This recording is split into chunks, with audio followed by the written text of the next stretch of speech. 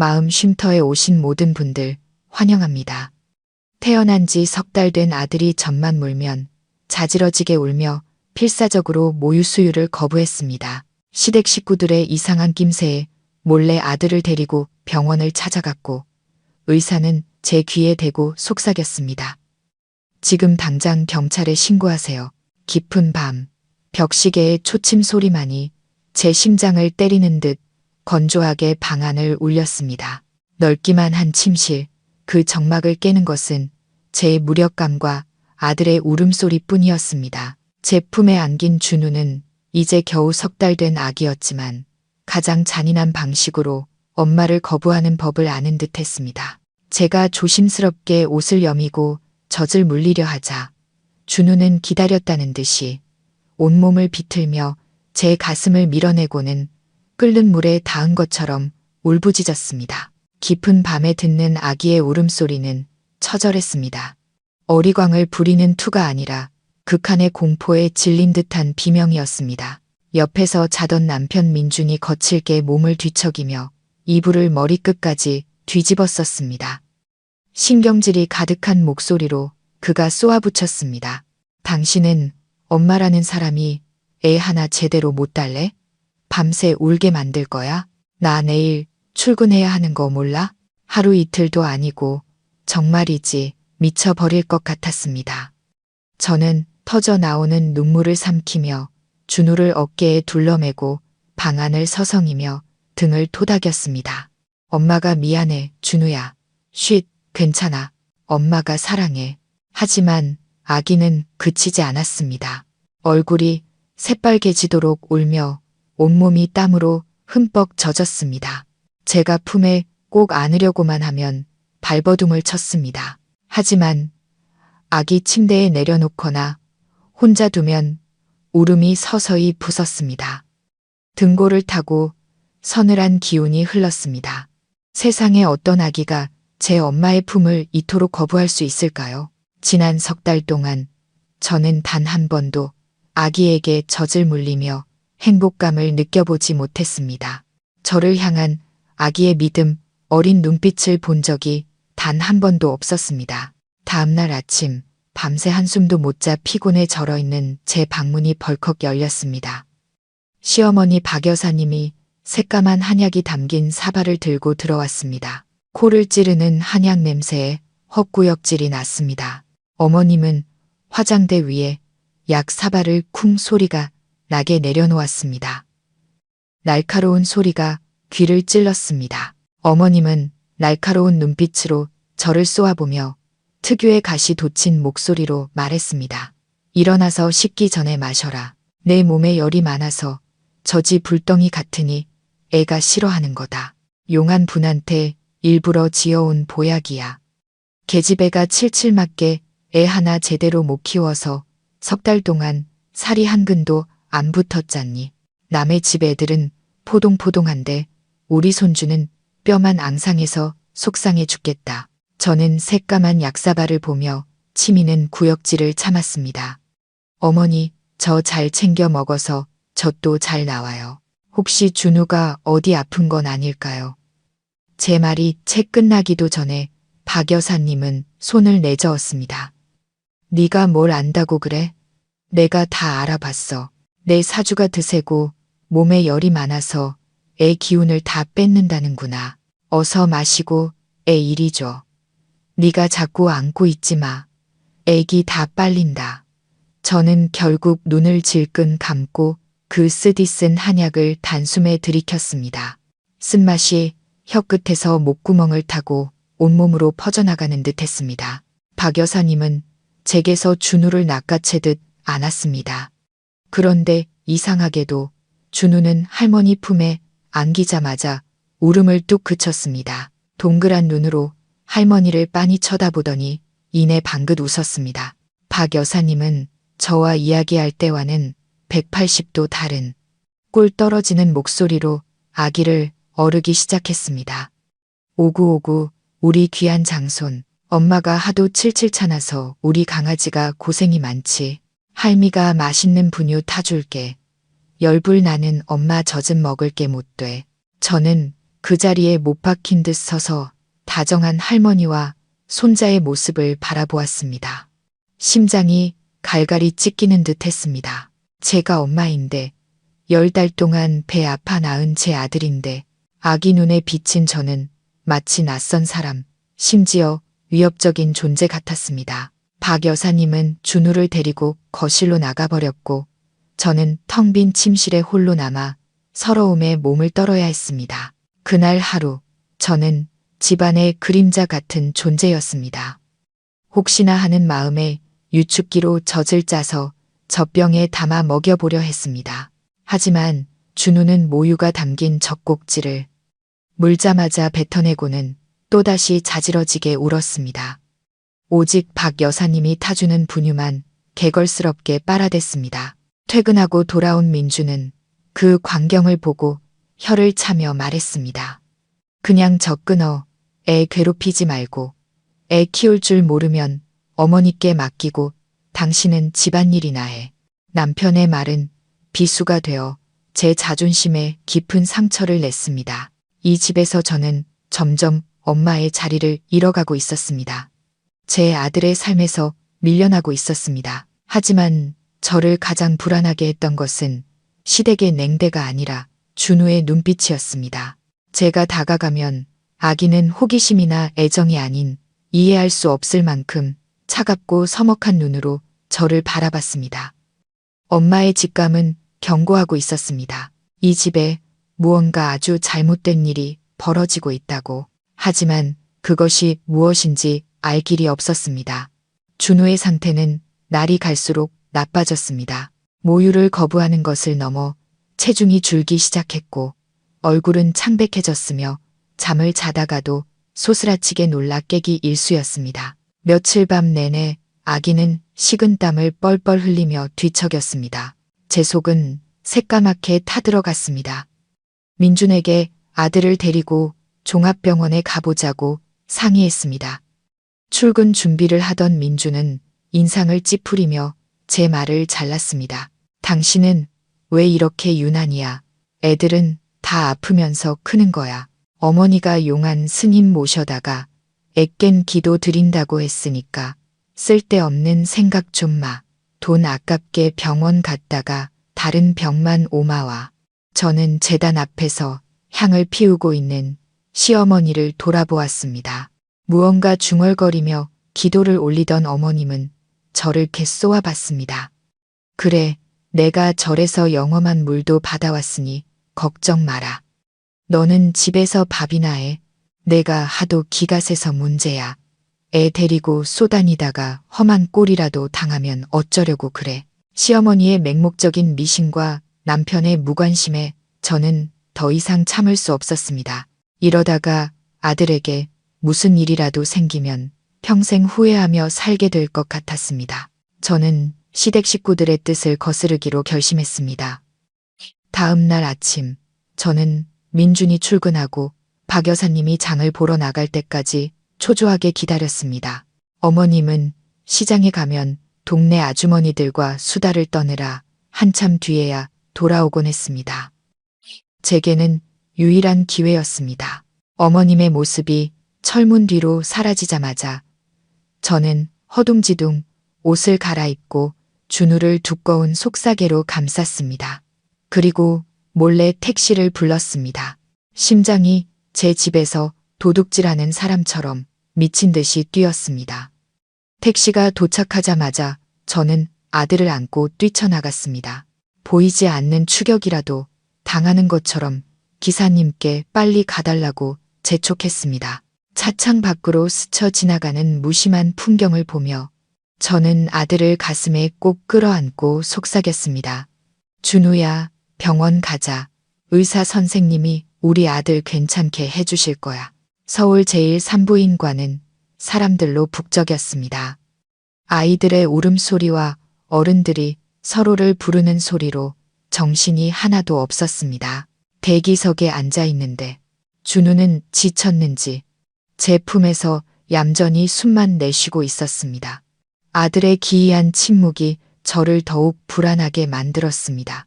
1시간 가까이 기다린 끝에 드디어 우리 차례가 왔습니다. 아들을 안고 진료실에 들어선 순간 저는 깜짝 놀랐습니다. 책상 뒤에 앉아있는 분은 낯익은 얼굴이었습니다. 원장님. 저도 모르게 반가움과 놀라움이 섞인 목소리가 터져 나왔습니다. 김 원장님은 석 달 전 제가 양수가 터져 위급한 상황일 때 직접 제왕절개를 집도해 주신 분이었습니다. 그는 노련하고 실력 좋기로 유명한 의사였습니다. 원장님은 고개를 들어 저를 잠시 바라보더니 이내 알아보고는 온화하게 웃었습니다. 아, 그때 그 산모님이시네. 과다출혈로 큰일 날 뻔했는데 얼굴이 많이 좋아지셨네요. 오늘은 아기 때문에 오셨나? 어디가 안 좋습니까? 저는 자리에 앉아 떨리는 목소리로 아들의 상태를 설명했습니다. 원장님, 걱정이 돼서요. 아이가 석 달이 다 되도록 젖을 안 빨아요. 물리기만 하면 자지러지게 울어요. 요즘 들어 살도 빠지고 잠도 깊이 못 자는 것 같아요. 한 번만 봐주세요. 김 원장님은 고개를 끄덕이며 심각한 표정이 되었습니다. 그는 제게 아기를 진찰대 위에 눕히라고 손짓했습니다.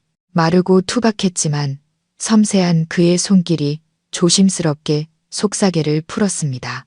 그리고 아기의 옷을 벗겼습니다. 그는 청진기를 아기의 가슴에 대고 배를 가볍게 눌러보며 상태를 살폈습니다. 준우는 저와 함께 있을 때와는 달리 울지 않고 동그란 눈으로 의사 선생님을 멀뚱멀뚱 쳐다봤습니다. 김 원장님은 진찰을 하면서 미간을 찌푸린 채 아기의 몸 구석구석을 유심히 살폈습니다. 갑자기 그의 시선이 아기의 목과 귀 주변에서 멈췄고 하얀 눈썹이 꿈틀거렸습니다. 그는 저를 돌아보며 무심코 한마디 툭 던졌습니다. 그 말에 저는 그 자리에 얼어붙고 말았습니다. 아이고, 아기 참 뽀얗네. 달걀 까놓은 것 같아. 그런데 이상하다. 제가 그때 아기 받았을 때 생리적 황달이 아주 심해서 이틀이나 광선 치료를 받았는데. 그리고 그는 잠시 말을 멈췄다가 궁금하다는 듯 말을 이었습니다. 분명히 오른쪽 귓불 바로 아래에 파달만한 붉은 점이 있었는데 지금은 왜 감쪽같이 없어졌지? 붉은 점이 이렇게 빨리 사라질 수도 있나? 의사 선생님의 무심한 말 한마디는 무더운 여름날 제 머리 위로 쏟아지는 얼음물 같았습니다. 저는 망연자실한 채 서 있었습니다. 붉은 점, 황달. 출산 직후의 기억은 마취약과 위급했던 상황 때문에 안개처럼 흐릿했습니다. 아들은 태어나자마자 인큐베이터로 옮겨졌고 저는 중환자실에 누워 있었기에 아들의 얼굴을 제대로 본 적이 없었습니다. 제가 정신을 차리고 아들을 품에 안았을 때 아기는 이미 뽀얗고 깨끗한 모습이었습니다. 저는 더듬거리며 되물었습니다. 목소리가 심하게 갈라졌습니다. 원장님, 정말 확실하세요? 제 아들한테 붉은 점이 있었다고요? 김 원장님은 제 불안한 태도를 보고 무언가 잘못되었다는 것을 직감한 듯 했습니다. 그는 잠시 침묵하더니 아까보다 훨씬 신중한 목소리로 말했습니다. 제가 이 일을 30년 넘게 했습니다. 제 기억이 틀리는 일은 거의 없어요. 산모님 케이스는 과다출혈 때문에 워낙 특별해서 산모와 아기 모두 제가 각별히 신경 썼습니다. 그때 아기 피부가 샛노랬어요.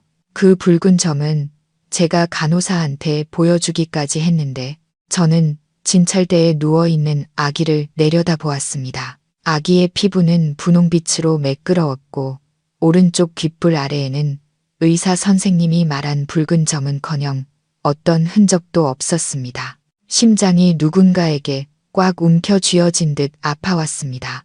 막연하지만 끔찍한 공포가 온몸으로 퍼져나갔습니다. 이 아기, 제가 지난 석 달간 애지중지 키워온 이 아기가 정말 제 친아들이 맞을까요? 진료실 문이 닫히자 바깥의 소음은 차단되었지만 안의 공기는 숨막히는 침묵으로 가득 찼습니다. 김 원장님은 제게 준우를 안고 의자에 앉으라고 했습니다. 그는 섣불리 결론을 내리는 대신 평범하게 들리지만 곱씹어 보면 의미심장한 질문들을 던지기 시작했습니다. 그는 아기의 혈액 검사지를 다시 들여다보며 두꺼운 돋보기 안경 너머로 깊은 생각에 잠긴 눈빛을 한 채 펜으로 책상을 톡톡 두드렸습니다. 산모님, 조금 민감한 질문일 수 있는데 솔직하게 답해 주세요. 시댁이나 친정 쪽에 혈액 관련 질환을 앓았던 분이 계신가요? 아니면 혹시 이렇게 특이한 턱 구조를 가진 분이 있나요? 저는 영문을 모른 채 고개를 저었습니다. 손바닥에서 차가운 땀이 배어 나왔습니다. 아니요, 양가 모두 건강하세요. 그런데 왜 그런 걸 물으시죠? 준우가 어디 안 좋은가요? 저는 아들을 품에 더 꽉 끌어안았습니다. 막연한 두려움이 가슴속에서 피어올랐습니다. 김 원장님은 바로 대답하지 않았습니다. 그는 자리에서 일어나 제게 다가왔습니다. 그는 조심스럽게 준우의 귓바퀴를 보여주며 작은 주름을 가리키고는 목소리를 낮췄습니다. 여기를 잘 보세요. 이건 이계누공이라고 하는 아주 드문 유전적 특징입니다. 제가 똑똑히 기억하는데 산모님과 남편분께는 이게 없었어요. 그날 남편분이 수술 동의서에 서명하러 왔을 때 제가 봤습니다. 이건 유전력이 아주 강한 특징입니다. 그리고 그는 책상으로 돌아가 검사지를 집어들었습니다. 그의 목소리는 단호해졌지만 우리 둘만 들릴 정도로 낮아졌습니다. 이 아기의 혈액형은 O형입니다. 하지만 병원 기록에 따르면 산모님은 AB 형, 남편분은 B형으로 되어 있습니다. 기본적인 유전 법칙에 따라 AB형 엄마와 B형 아빠 사이에서는 절대로 O형 아이가 태어날 수 없습니다. 이건 불가능한 일입니다. 귀가 윙윙거렸습니다. 진료실에 에어컨 소리가 갑자기 굉음처럼 들렸습니다. 저는 원장님을 쳐다봤다가 품에서 잠든 아기를 내려다보았습니다. 온 세상이 발밑에서 무너져 내리는 기분이었습니다. 숫자들, 혈액형, 귓바퀴의 주름, 모든 것이 제 눈앞에서 춤을 추며 잔혹한 판결문을 만들어내고 있었습니다. 저는 더듬거렸습니다. 제 목소리가 아닌 것 같았습니다. 원장님, 혹시 병원에서 착오가 있었던 건 아닐까요? 검사가 잘못되었을 수도 있잖아요. 제 아들은 제가 10달 동안 품고 낳았는데 김 원장님은 제 어깨에 손을 얹었습니다. 그 손길은 따뜻했지만 무겁게 느껴졌습니다. 그는 제 귀에 바싹 다가와 한마디 한마디 또박또박 속삭였습니다. 그 말들은 망치가 되어 제 머릿속을 때렸습니다. 산모님, 진정하고 제 말 들으세요. 이 아기는 제가 산모님께 받아들인 그 아기가 아닐 가능성이 아주 높습니다. DNA 검사 결과가 나오기 전까지 100% 확신할 수는 없지만 수십 년 의사 생활을 한 제 직감과 지식을 믿으세요. 여기서 소란 피우지 마세요. 집에 돌아가서 몰래 남편분 머리카락이나 손톱을 채취해서 바로 유전자 검사를 맡기세요. 만약 제 예상이 맞다면 그는 잠시 숨을 고르고는 제 눈을 똑바로 쳐다봤습니다. 그의 눈빛은 걱정과 심각함으로 가득했습니다. 그땐 지금 당장 경찰에 신고하세요. 이건 단순한 실수가 아닐 겁니다. 제 말뜻 아시겠습니까? 경찰에 신고하라는 원장님의 말이 맑은 하늘의 날벼락처럼 제 머릿속을 울렸습니다. 다리에 힘이 풀려 아기를 놓칠 뻔했습니다. 저는 준우를 꽉 끌어안았지만 이번에는 보호하려는 마음이 아닌 극한의 공포 때문이었습니다. 이 아기는 누구지? 왜 내 품에 있는 거지? 그리고 무엇보다 중요한 건 내가 10달 동안 품었던 내 피부치, 붉은 점이 있고 황달이 심했던 내 아기는 지금 어디에 있는 걸까? 출산하던 날 밤의 기억이 희미하게 떠올랐습니다. 자리를 비웠던 남편, 시어머니의 이상한 태도, 흩어져 있던 퍼즐 조각들이 끔찍한 그림을 그리며 맞춰지기 시작했습니다. 저는 비틀거리며 일어나 원장님께 고개 숙여 인사하고 진료실을 나섰습니다. 제 인생을 송두리째 파괴할지도 모르는 감당할 수 없는 비밀을 안고서 어떻게 병원을 빠져나왔는지 기억나지 않습니다. 정신을 차렸을 때 저는 유전자 검사센터 근처에 한적한 카페에 앉아 있었습니다. 제 손에는 얇지만 천근만근처럼 무거운 봉인된 서류 봉투가 들려 있었습니다. 저는 원장님의 말대로 준우와 제 머리카락으로 긴급 친자 확인 검사를 의뢰했습니다. 결과를 기다리는 몇 시간은 영원처럼 길게 느껴졌습니다. 1초가 흐를 때마다 희망과 두려움이 뒤섞여 심장을 옥죄었습니다. 저는 모든 것이 착오이기를, 기계가 고장났기를, 이 모든 것이 끔찍한 악몽이기를 간절히 기도했습니다. 하지만 기적은 일어나지 않았습니다. 떨리는 손으로 봉투를 찢자 결과지가 미끄러져 나왔습니다. 건조한 전문 용어들이 나열되어 있었지만 제 눈은 굵은 글씨로 인쇄된 마지막 결론에 박혔습니다. 친자 관계가 성립하지 않음. 그 짧고 냉정한 5글자는 제 심장을 산산조각 냈습니다. 저는 책상 위로 무너져 내렸습니다. 억눌렀던 눈물이 봇물 터지듯 쏟아졌습니다. 목구멍까지 차오른 울음 때문에 숨을 쉴 수 없을 만큼 고통스러웠습니다.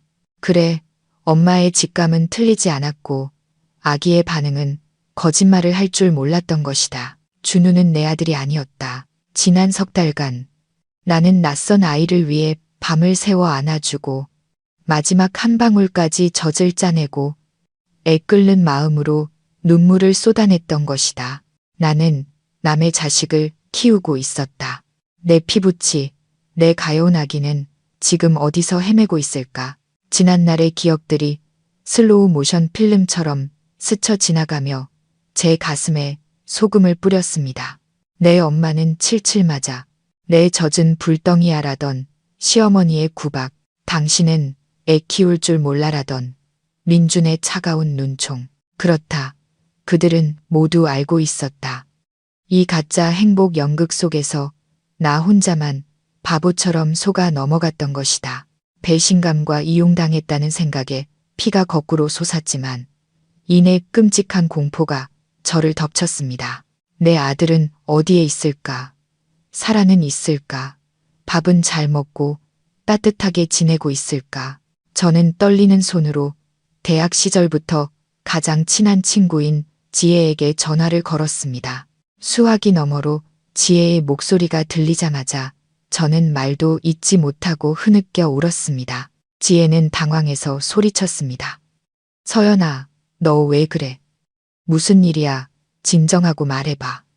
너 지금 어디야? 지혜야. 내 아들을 잃어버렸어. 나 지금 남의 아들 키우고 있었어. 지혜야, 나 좀 살려줘. 저는 극도의 공황 상태에서 겨우 한마디씩 내뱉었습니다. 지혜가 소리쳤습니다. 뭐라고? 너 지금 어딘지 위치 바로 보내. 내가 지금 갈게. 절대 딴 생각하지 마. 알았지? 15분쯤 지났을까. 지혜가 새파랗게 질린 얼굴로 카페에 뛰어들어왔습니다. 그녀는 제 손에서 검사 결과지를 낚아채 몇 번이고 읽어보더니 충격에 빠진 얼굴로 망연자실하게 팔을 떨어뜨렸습니다. 지혜는 저를 꼭 껴안고 부들부들 떨리는 제 등을 토닥였습니다. 세상에, 어떻게 이런 일이. 서연아, 정신 차려. 네가 지금 무너지면 내 아기 찾아줄 사람 아무도 없어. 정신 똑바로 차리고 우리가 진실을 밝혀내야 해. 지혜의 말이 거친 파도 속 구명조끼처럼 느껴졌습니다. 맞다. 나는 무너지면 안 된다. 내 아들을 찾아야 한다. 저는 눈물을 닦았습니다. 심장은 여전히 갈갈이 찢겨 있었지만 눈빛은 점차 단호해졌습니다. 저는 지혜를 보며 쉰 목소리로 말했습니다. 병원에 다시 가야겠어. 김 원장님을 만나야 해. 그분은 분명 무언가 더 알고 계실 거야. 유전자 검사 결과지를 손에 쥔 저는 제 결혼 생활에 대한 사형 선고서를 들고 있는 것 같았습니다. 하지만 동시에 잃어버린 제 아이에게로 가는 유일한 지도이기도 했습니다. 저는 자리에서 일어났습니다. 발걸음은 비틀거렸지만 머릿속에서는 이미 계획이 세워지고 있었습니다. 내 아이와 나를 갈라놓은 자들을 절대로 용서하지 않겠다. 그게 내 남편이든 시어머니든 상관없다. 저는 준우를 잠시 지혜에게 맡기고 다시 병원으로 향했습니다. 점심시간이라 병원 복도는 한산했습니다. 제 구두 소리만이 외롭고 다급하게 울려 퍼졌습니다. 저는 휴게실에 앉아있는 김 원장님을 발견했습니다. 그는 막 식사를 시작하려던 참이었습니다. 퉁퉁 부은 눈으로 검사 결과지를 들고 다시 나타난 저를 보자 그는 깊은 한숨을 내쉬며 도시락을 내려놓았습니다. 그의 눈에는 깊은 연민이 담겨 있었습니다. 그는 굳이 서류를 보지 않아도 결과를 아는 듯했습니다. 앉으세요. 원장님의 목소리는 무겁게 가라앉아 있었습니다. 다시 오실 줄 알았습니다. 저는 책상 위에 결과지를 내려놓으며 목맨 소리로 말했습니다. 원장님, 제발 기억을 더듬어 봐주세요. 그날 밤 도대체 무슨 일이 있었던 거죠? 왜 제 아이가 바뀐 거죠? 누가 이런 짓을 한 건가요? 원장님은 안경을 벗고 콧대를 문질렀습니다. 그의 얼굴에는 깊은 고뇌가 서려 있었습니다. 그는 한참을 망설였습니다. 직업윤리와 인간적인 양심 사이에서 갈등하는 듯 보였습니다. 마침내 그는 서랍을 열어 낡은 수첩을 꺼냈습니다. 아시다시피 우리 병원에서는 매일 수백 명의 아기가 태어납니다. 제가 다 기억할 수는 없어요. 하지만 산모님이 출산하던 날 밤은 아주 특별했습니다. 산모님의 응급수술 때문만이 아니라 아주 이상한 기술적 결함 때문이기도 했죠. 김 원장님은 수첩을 넘겨 한 날짜에 적힌 메모를 가리켰습니다. 그날 밤 새벽 2시부터 4시 사이 신생아실과 3층 복도의 CCTV 시스템이 갑자기 고장나 모든 데이터가 사라졌습니다. 기술팀에서는 누전 때문이라고 했지만 이상하게도 딱 그 구역, 그 시간대의 영상만 사라진 게 마음에 걸렸습니다. 온몸에 소름이 돋았습니다. 내가 아이를 낳고 혼수 상태에 빠져 있던 바로 그 시간에 CCTV가 고장났다고. 세상에 이런 우연이 있을 리가 없었다. 그리고 한 가지 더. 그날 밤 야간 근무를 섰던 간호사가 다음날 아침 갑자기 사직서를 냈습니다. 고향에 내려가 급하게 결혼해야 한다고요. 그 간호사가 아기들을 씻기고 신원 확인 팔찌를 채우는 담당이었습니다. 어렴풋이 기억나는데 산모님이 출산하던 그 시간대에 VIP 1인실에서 다른 산모도 자연분만을 했습니다. 그는 몰래 복사해둔 진료 기록 몇 장을 넘기다가 한 이름 위에서 손가락을 멈췄습니다. 여기 있군. 산모 이름은 최유라. 이 여자는 처음엔 보호자 없이 혼자 입원했는데 나중에 어떤 남자가 와서 아주 빠르게 수속만 밟고 사라졌다고 합니다. 최유라 씨는 3.5kg의 아들을 낳았고 산모님은 3.2kg의 딸을 낳았습니다. 그런데 어찌 된 일인지 두 아이의 기록과 팔찌가 뒤바뀌었는데 아무도 알아채지 못했어요. CCTV는 고장났고 담당 간호사는 그만뒀으니까요. 최유라. 저는 그 이름을 되뇌었습니다. 끔찍할 정도로 익숙한 이름이었습니다. 등줄기를 타고 전류가 흘러 머리털이 쭈뼛 섰습니다. 최유라라니 민준의 유능한 비서 이름이 아니던가. 그녀는 몇 달 전 고향에서 요양해야 한다는 이유로 장기 휴가를 냈다. 나는 그녀가 서류를 가지고 집에 왔을 때 보았던 교태 섞인 눈빛과 몸짓, 그리고 내가 그녀에 대해 불평할 때마다 감싸주던 민준의 모습을 떠올렸다. 모든 조각이 맞춰지며 끔찍한 그림이 완성되었다. 민준, 시어머니, 그리고 저 여자. 그들이 이 모든 연극을 꾸민 것이다. 어쩐지 그날 밤 민준이 없었다. 어쩐지 시어머니가 손주를 애지중지하며 내게서 떼어놓으려 했다. 그들은 내 아이를 바꿔치기 했다. 내연녀의 아들을 데려오기 위해 내 딸을 버린 것이다. 그리고 그 아이를 내 아들로 둔갑시켜 장손을 얻는 동시에 가문의 체면도 지키려 했던 것이다. 저는 손가락 마디가 하얗게 질리도록 책상 모서리를 꽉 잡았습니다. 고통은 끓어오르는 분노로 변했습니다. 더 이상 울지 않았습니다. 눈물은 지금 가장 쓸모없는 것이었다. 저는 김 원장님을 보며 불타는 눈빛으로 말했습니다. 원장님, 감사합니다.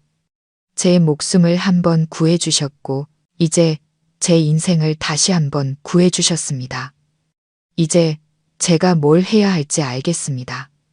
저는 일어나 원장님께 인사하고 진료실을 나섰습니다. 밖은 햇살이 눈부셨지만 제 마음속에서는 폭풍이 몰아치고 있었습니다. 나는 지금 당장 그들을 섣불리 건드리지 않을 것이다. 바보 같은 아내, 바보 같은 엄마 역할을 계속 연기하며 그들이 내 딸을 어디에 숨겼는지 알아내야 한다. 저는 지혜에게서 준우를 넘겨받아 모든 일을 비밀로 해달라고 신신당부한 뒤 택시를 타고 집으로 돌아왔습니다. 익숙한 저택이 눈앞에 나타났지만 이제 제 눈에는 그곳이 인간의 탈을 쓴 늑대들의 소굴처럼 보였습니다. 저는 집에 들어서며 심호흡을 했습니다. 마음속은 들끓었지만 겉으로는 평소처럼 평온한 표정을 유지하려 애썼습니다. 박 여사님은 거실 소파에 앉아 TV를 보고 있다가 제가 아들을 안고 돌아오자 시계를 힐끗 보며 쏘아붙였습니다. 어딜 그렇게 싸돌아 다니다. 이제 와. 애 데리고 먼지 구덩이에서 뒹굴다 병이라도 얻으려고 그래? 이리 줘봐. 저는 분노를 억누르며 조용히 준우를 시어머니에게 건넸습니다. 박 여사님이 아기를 어르고 뺨에 입을 맞추는 모습을 보니 역겨움이 치밀었습니다.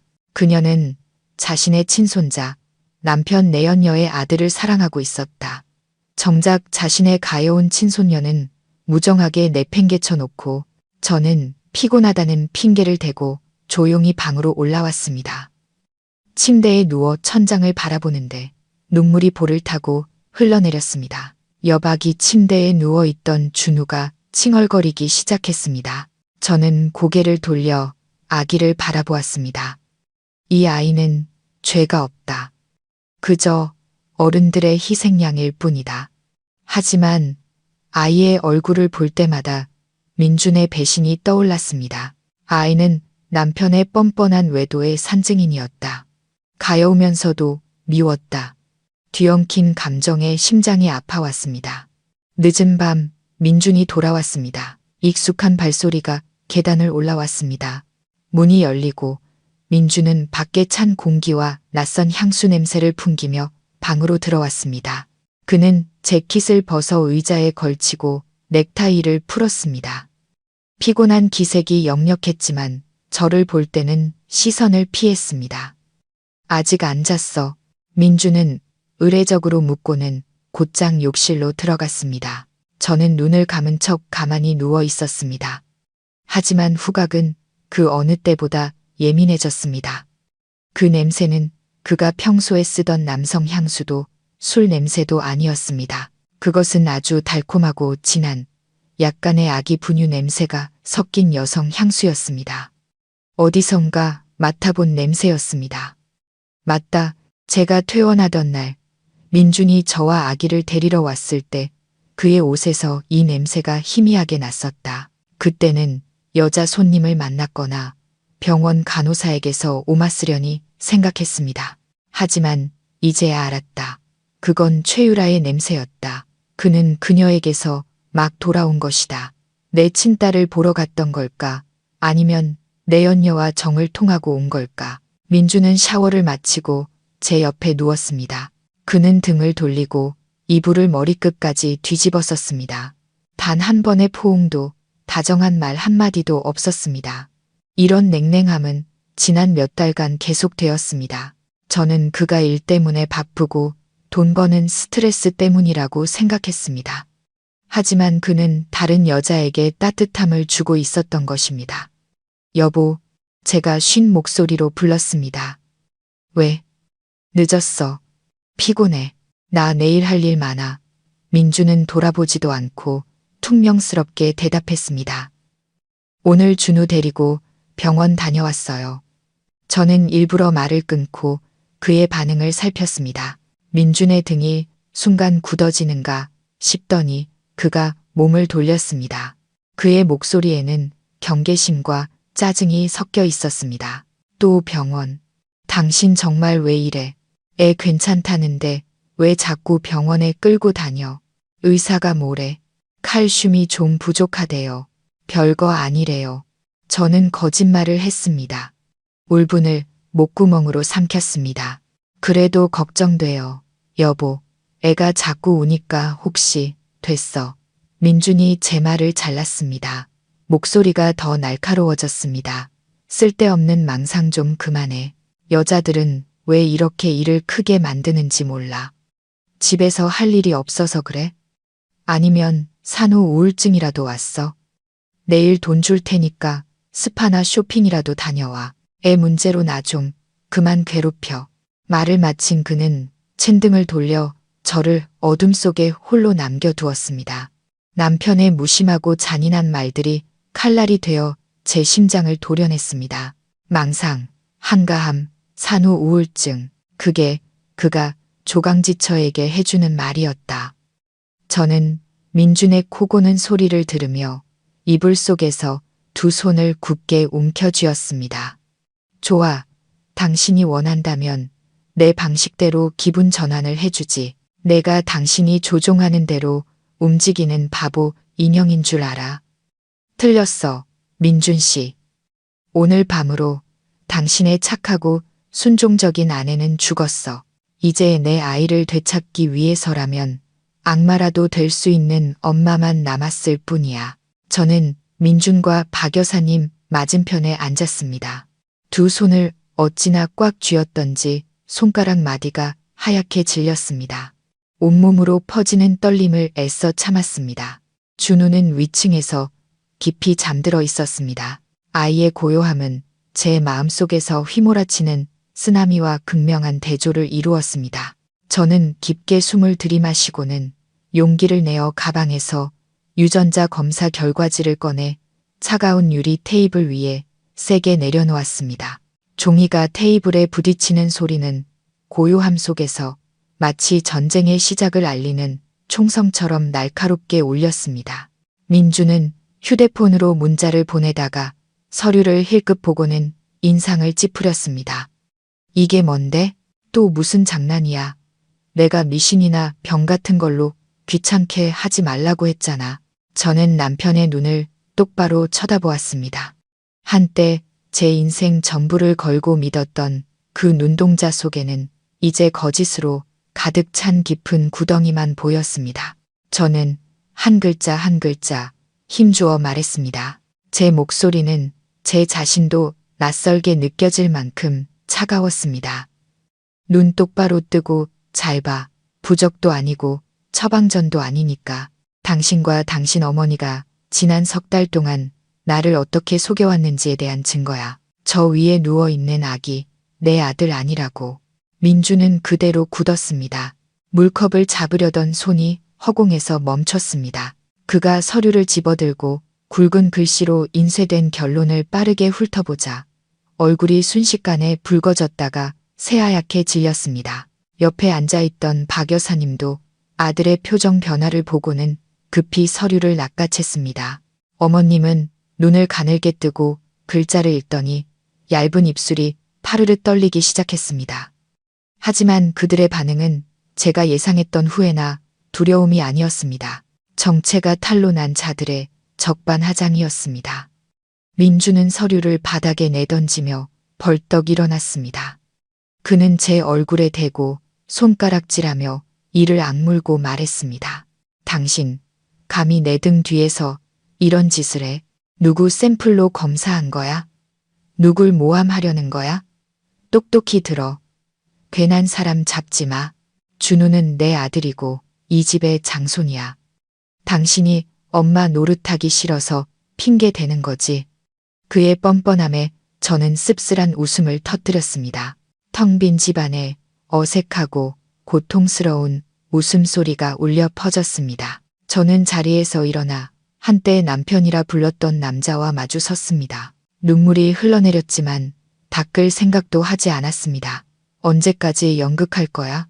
나 아기 받아주신 원장님이 다 말씀해 주셨어. 그날 밤 CCTV가 고장 났고 간호사는 그만뒀지. 그리고 당신의 그 잘난 내연녀도 나랑 같은 시간에 아들을 낳았고 내가 바보인 줄 알아? 이 증거가 가짜 같아. 당신이 떳떳하다면 지금 당장 경찰서에 가자. 병원을 상대로 아기가 뒤바뀌었다고 소송 걸게. 경찰이라는 두 글자를 듣자 박 여사님이 갑자기 테이블을 콱 내리치며 대화를 가로막았습니다. 더 이상 교양 있고 자애로운 시어머니의 모습은 온데간데 없었습니다. 악랄하고 계산적인 본색을 드러냈습니다. 그녀는 자리에서 일어나 제게 다가왔습니다. 날카로운 눈으로 저를 위아래로 훑어보더니 턱을 치켜들고 말했습니다. 경찰은 무슨, 동네 망신당할 일 있어? 다 알게 된 마당에 나도 까놓고 말하지. 그래, 저 아이 네가 낳은 거 아니야. 하지만 민준이 핏줄이고 우리 박씨 가문의 대를 이을 귀한 장손이야. 네가 복이 많아서 저 애를 키우게 된 거고 명목상 엄마 노릇이라도 하게 된 거야. 뭘 더 바라는 게냐. 저는 그 자리에 얼어붙었습니다. 누군가에게 세게 뺨을 맞은 듯 귀가 먹먹해졌습니다. 그들 눈에 저는 그저 껍데기, 남편의 혼외자를 합법적인 자식으로 만들기 위한 도구에 불과했던 것입니다. 그녀는 조금의 죄책감도 없이 뻔뻔하게 사실을 인정했고 심지어 그것이 제 복이라고까지 말했습니다. 저는 떨리는 몸으로 한 걸음 물러섰습니다. 눈앞에 두 사람이 악마처럼 보였습니다. 당신들은 사람이 아니야. 내 딸을 훔쳐갔어. 내 딸 어디 있어? 내 딸한테 무슨 짓을 한 거야? 민준도 이제 더는 부인하지 않았습니다. 그는 의자에 주저앉아 넥타이를 풀어 던졌습니다. 그의 얼굴에는 될 대로 되라는 식의 무책임함이 가득했습니다.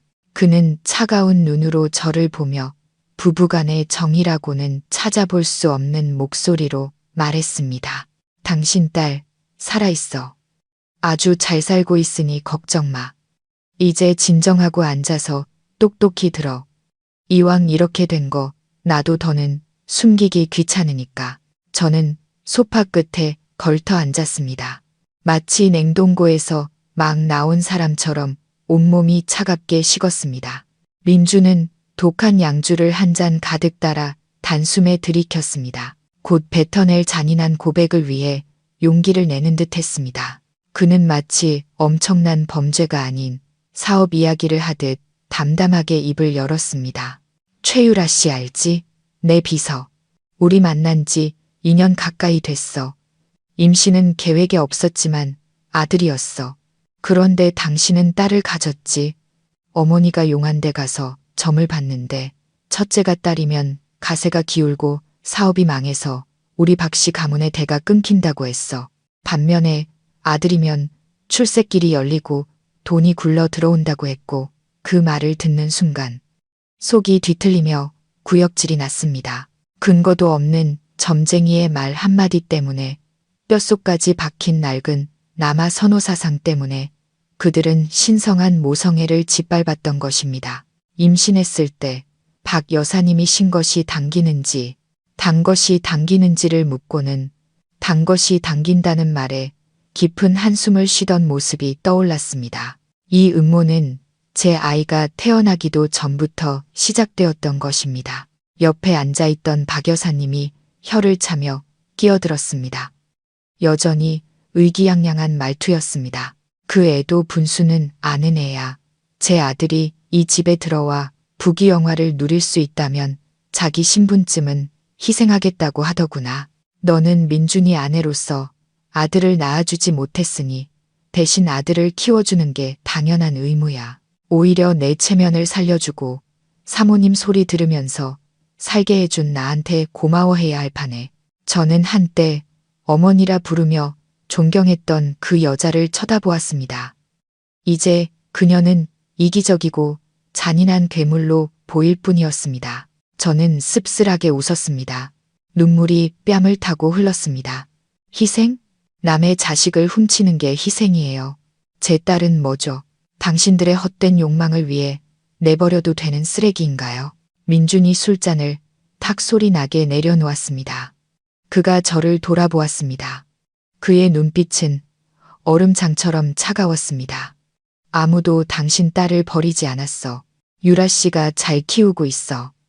그 사람도 여자고 애를 사랑할 줄 알아.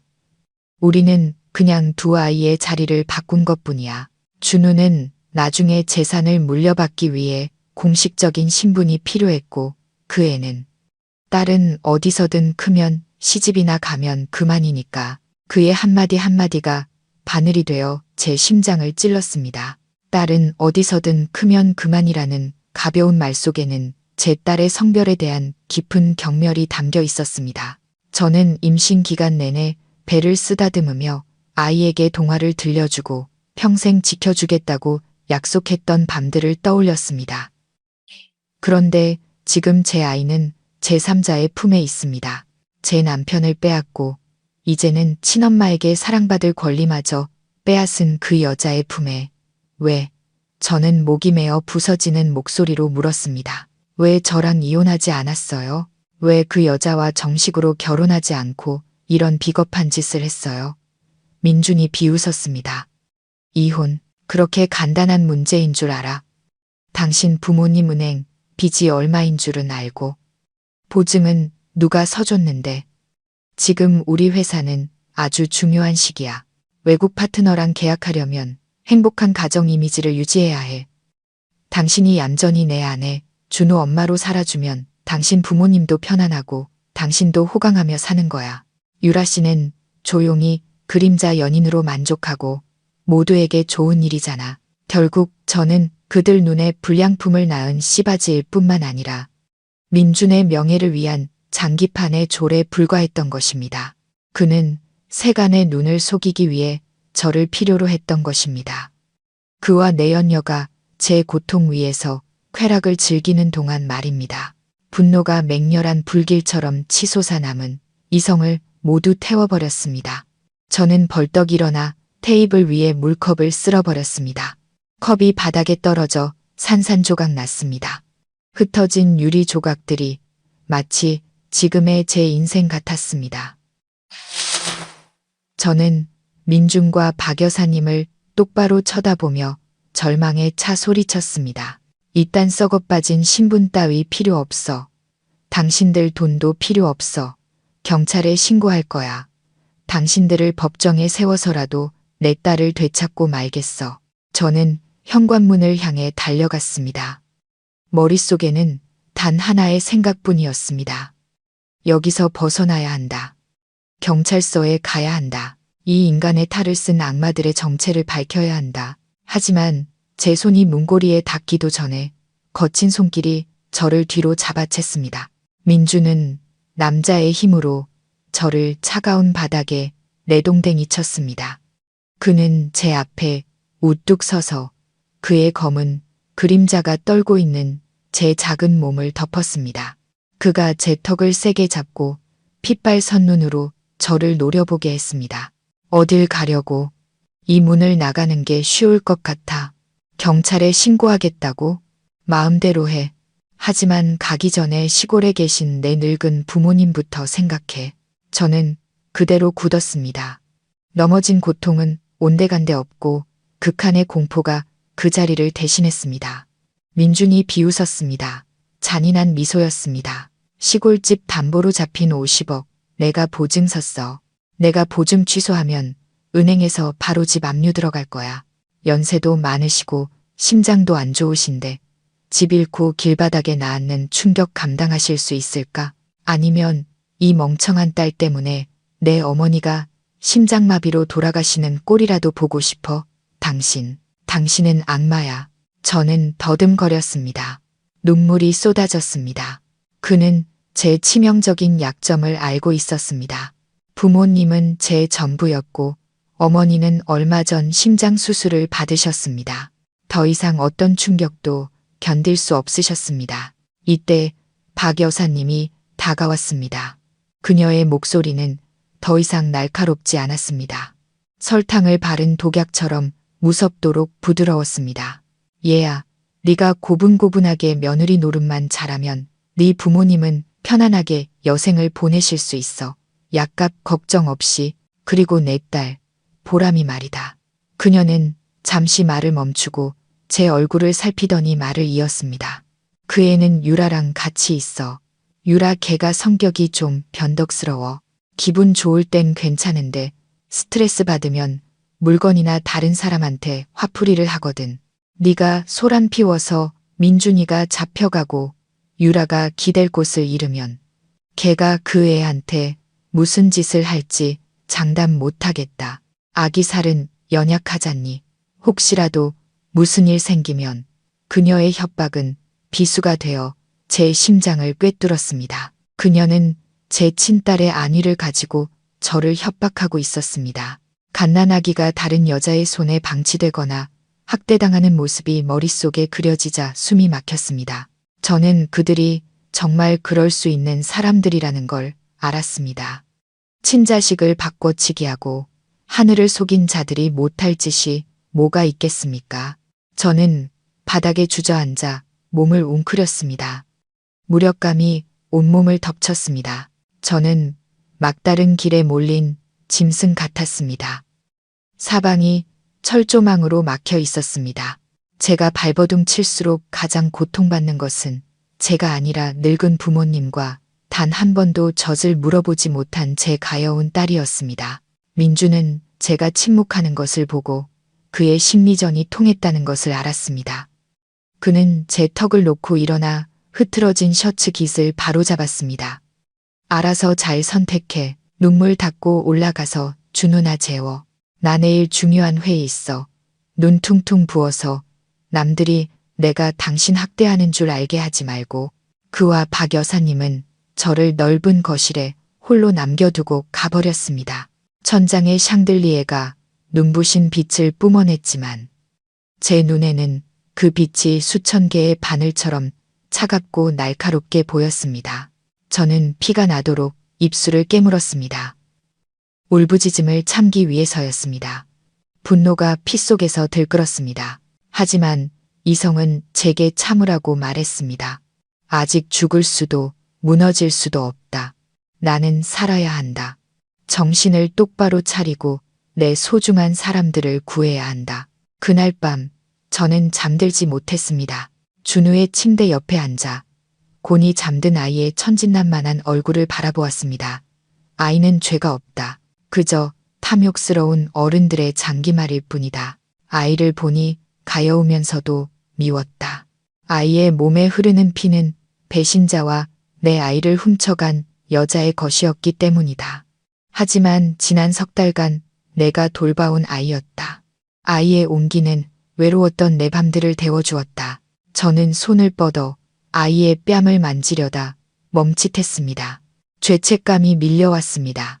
내가 이 아이를 사랑하는 매 순간 내 친딸은 어딘가에서 고통받고 있을 것이다. 저는 일어나 화장실로 가서 찬물로 세수를 했습니다. 거울 속에 매탄 얼굴을 보며 스스로에게 다짐했습니다. 서연아, 이제 울지 마. 눈물은 아무것도 해결해주지 않아. 이 고통을 행동으로 바꿔야 해. 다음 날 아침, 저는 매탄 눈으로 아래층에 내려갔지만 얼굴은 이상할 정도로 평온했습니다. 박 여사님은 아침 식사를 하다가 저를 보고는 의심의 눈초리를 보냈습니다. 저는 피하지 않고 부엌으로 가 수저를 놓았습니다. 어머니, 오빠, 어젯밤 일은 죄송해요. 저는 역겨움을 억누르며 조용하지만 또렷하게 말했습니다. 생각해봤어요. 어머니 말씀이 맞아요. 부모님을 위해서, 이 집의 평화를 위해서 제가 받아들일게요. 커피를 마시던 민주는 제 말을 듣고 신문을 내려놓았습니다. 그의 눈에는 만족감과 승리감이 어렸습니다. 그렇게 생각해주니 다행이네. 내가 말했잖아. 당신만 얌전히 있으면 당신이랑 당신 가족 절대 힘들게 안 해. 부모님, 이번 달 은행 이자 내가 벌써 송금했어. 저는 순종적인 아내인 척 고개를 숙였습니다. 네, 고마워요. 준우, 친아들처럼 키울게요. 하지만 한 가지만 부탁할게요. 그 여자가 제 딸을 해치지 않게 해주세요. 걱정 마. 민준이 비웃으며 일어나 제 어깨를 두드렸습니다. 그 사람 분수하는 여자야. 당신만 입 조심하면 돼. 그들은 저를 믿었습니다. 그들의 협박이 제 의지를 꺾고 저를 순종적인 인형으로 만들었다고 믿었습니다. 하지만 그들은 틀렸습니다. 막다른 길에 몰린 엄마는 순응하는 법만 아는 것이 아니라 어둠 속에서 발톱을 가는 법도 안다는 것을 민준이 출근하고 박 여사님이 불경을 외러방에 들어간 직후 저는 행동을 시작했습니다. 가장 먼저 오랫동안 쓰지 않던 낡은 휴대폰을 찾아 자동 녹음 기능을 설정하고 거실 소파 및 박 여사님이 자주 전화 통화를 하는 곳에 숨겼습니다. 그리고 인터넷으로 아무도 눈치채지 못하게 주머니에 꽂을 수 있는 펜 모양의 녹음기를 주문했습니다. 저는 준우를 안아 올렸습니다. 아이는 낯선 품에 또 울음을 터뜨렸습니다. 이번에는 무력감이나 서러움이 느껴지지 않았습니다. 저는 아이의 눈을 깊이 들여다보며 속삭였습니다. 준우야, 엄마 좀 도와줘. 내 존재 자체가 내 아빠와 할머니의 죄를 증명하는 증거야. 내가 널 잘 돌봐줄게. 하지만 널 이용해서 내 누나의 정의를 되찾을 거야. 저는 완벽한 아내, 완벽한 엄마를 연기하기 시작했습니다. 민준이 좋아하는 음식을 만들고 박 여사님께 차를 대접했으며 그들 앞에서 준우를 정성껏 돌봤습니다. 하지만 밤이 되어 온 집이 잠들면 저는 어둠 속에 홀로 앉아 녹음된 파일들을 들으며 유라의 거처에 대한 아주 작은 단서라도 찾아내려 애썼습니다. 그 후 며칠 동안 저는 이 집에서 유령처럼 살았습니다. 낮에는 순종적인 아내의 가면을 썼고 밤에는 쓰디쓴 눈물을 삼키며 복수를 다짐했습니다. 저는 혼자 힘으로는 이 교활하고 힘있는 시댁 식구들을 이길 수 없다는 것을 알았습니다. 제게는 동맹이 필요했습니다. 시골에 계신 부모님께 해를 끼치지 않으면서 진실을 밝혀줄 사람들 말입니다. 보름날, 박 여사님이 절에 기도하러 간 틈을 타 저는 민준에게 친구가 물려준 아기용품을 받아오겠다며 외출 허락을 받았습니다. 아끼는 척하는 제 모습에 그는 의심 없이 허락하면서도 경고의 눈빛을 보내는 것을 잊지 않았습니다. 어딜 가든 입 조심해서 집안 평화나 지켜. 저는 지혜와 작은 골목 깊숙한 곳에 있는 북카페에서 만났습니다. 그곳은 어둑한 조명과 높은 책장들이 외부의 시선을 가려주었습니다. 저를 보자마자 호쑥해진 제 모습에 지혜는 울음을 터뜨릴 뻔했습니다. 저는 친구의 손을 꼭 잡고 민준과 시어머니가 꾸민 비열한 연극과 부모님을 향한 잔인한 협박에 대해 떨리는 목소리로 털어놓았습니다. 이야기를 다 들은 지혜는 테이블을 세게 내리쳤습니다. 그녀의 눈은 분노로 이글거렸습니다. 짐승만도 못한 놈들. 어떻게 사람의 탈을 쓰고 그런 짓을 할 수가 있어. 내 아이를 훔친 것도 모자라. 부모님 목숨으로 평생 널 협박하려는 거잖아. 저는 급히 지혜의 입을 막고 주위를 살폈습니다. 지금은 욕할 때가 아니야. 증거가 필요해. 내 딸이 어디 있는지 어떻게 지내는지 알아야 해. 너 발 넓잖아. 믿을 만한 사설 탐정 좀 알아봐 줄 수 있어? 현금은 많지 않지만 결혼 예물이라도 팔아서. 지혜는 손을 내저으며 지갑에서 검은색 명함을 꺼내 제게 건넸습니다. 돈은 나중에 생각해. 내가 해결할 수 있어. 이분 강 팀장님이라고 전직 형사셨는데 지금은 탐정으로 일하고 계셔. 실력 좋고 임무겁기로 유명해. 부자들 이혼 소송 전문이야. 내가 미리 연락해뒀어. 안쪽 방에서 기다리고 계실 거야. 강 팀장님은 풍채 좋은 중년 남성이었습니다. 눈빛은 매처럼 날카로웠지만 말투는 차분해서 신뢰감을 주었습니다. 제 이야기를 듣고 녹음 파일들을 검토한 그는 고개를 끄덕였습니다. 이건 단순한 외도 사건이 아닙니다. 아동 유기 및 매매, 그리고 협박죄의 소지가 있습니다. 하지만 문제는 그들이 당신의 경제권과 가족의 안전을 쥐고 있다는 겁니다. 우선 그 내연녀의 속을부터 찾아내야 합니다. 불과 사흘 뒤 제 휴대폰이 울렸습니다. 낯선 번호로 온 문자에는 멀리서 몰래 찍은 사진 몇 장이 첨부되어 있었습니다. 강 팀장님은 놀랍도록 신속했습니다. 목표 인물, 점심시간 11, 30, 13, 30에 서초구 가든 리버사이드 아파트에 자주 출입. 다른 번호판의 차량 이용, 12층 1205호, 임대 계약자 명의 확인 중. 선글라스와 모자로 얼굴을 가린 민준이 음식 봉투를 들고 고급 아파트 로비로 들어가는 사진을 보자 제 속에서는 고통과 역겨움이 뒤섞여 올라왔습니다. 그가 바빠서 도시락으로 대충 점심을 때운다고 제게 투덜대던 바로 그 시간에 그는 내연녀와 미래를 즐기고 있었던 것입니다. 제가 집에서 엉망인 모습으로 남의 자식을 돌보는 동안 그는 고급 아파트에서 첩과 함께 황제 같은 삶을 누리고 있었습니다. 하지만 무엇보다 고통스러운 것은 제 친딸도 그곳에 제 남편을 빼앗은 그 여자의 손에 있다는 사실이었습니다. 그녀가 과연 제 딸을 사랑해 줄까요? 아니면 죄 없는 아이에게 화풀이를 할까요? 저는 강 팀장님께 떨리는 손으로 문자를 보냈습니다. 부탁입니다. 어떻게든 그 집안의 영상을 찍어주세요. 제 딸이 제대로 보살핌을 받고 있는지 알아야겠습니다. 돈은 얼마든지 드리겠습니다. 강 팀장님은 짧게 답했습니다. 최선을 다하겠지만 진정하셔야 합니다. 섣불리 움직이지 마세요. 판을 뒤집으려면 확실한 증거가 필요합니다. 당신이 아이를 되찾는 것뿐만 아니라 그 인간들을 감옥에 보내기 위해서라도요. 저는 휴대폰을 끄고 문자를 삭제한 뒤 다시 순종적인 아내의 연기를 계속했습니다. 하지만 제 마음속에는 이미 정의의 연대가 형성되었습니다. 저는 더 이상 혼자가 아니었습니다. 점심시간이 끝나고 만족스러운 얼굴로 집에 돌아오는 민준을 볼 때마다 저는 더 이상 울고 싶지 않았습니다. 깊은 경멸만이 느껴질 뿐이었습니다. 마음껏 즐겨도 여보, 이 연극의 막이 내리면 당신이 치러야 할 대가는 상상 이상일 테니까. 기회는 비가 억수같이 쏟아지던 밤에 찾아왔습니다. 민준이 중요한 파트너 접대 후 만취 상태로 돌아온 것입니다. 그는 비틀거리며 방으로 들어와 지독한 술 냄새를 풍기며 침대 위로 쓰러져 그대로 코를 골기 시작했습니다. 신발도 벗지 않은 채였습니다. 저는 죽은 듯이 잠든 남편을 보며 연민은커녕 이것이 절호의 기회라고 생각했습니다.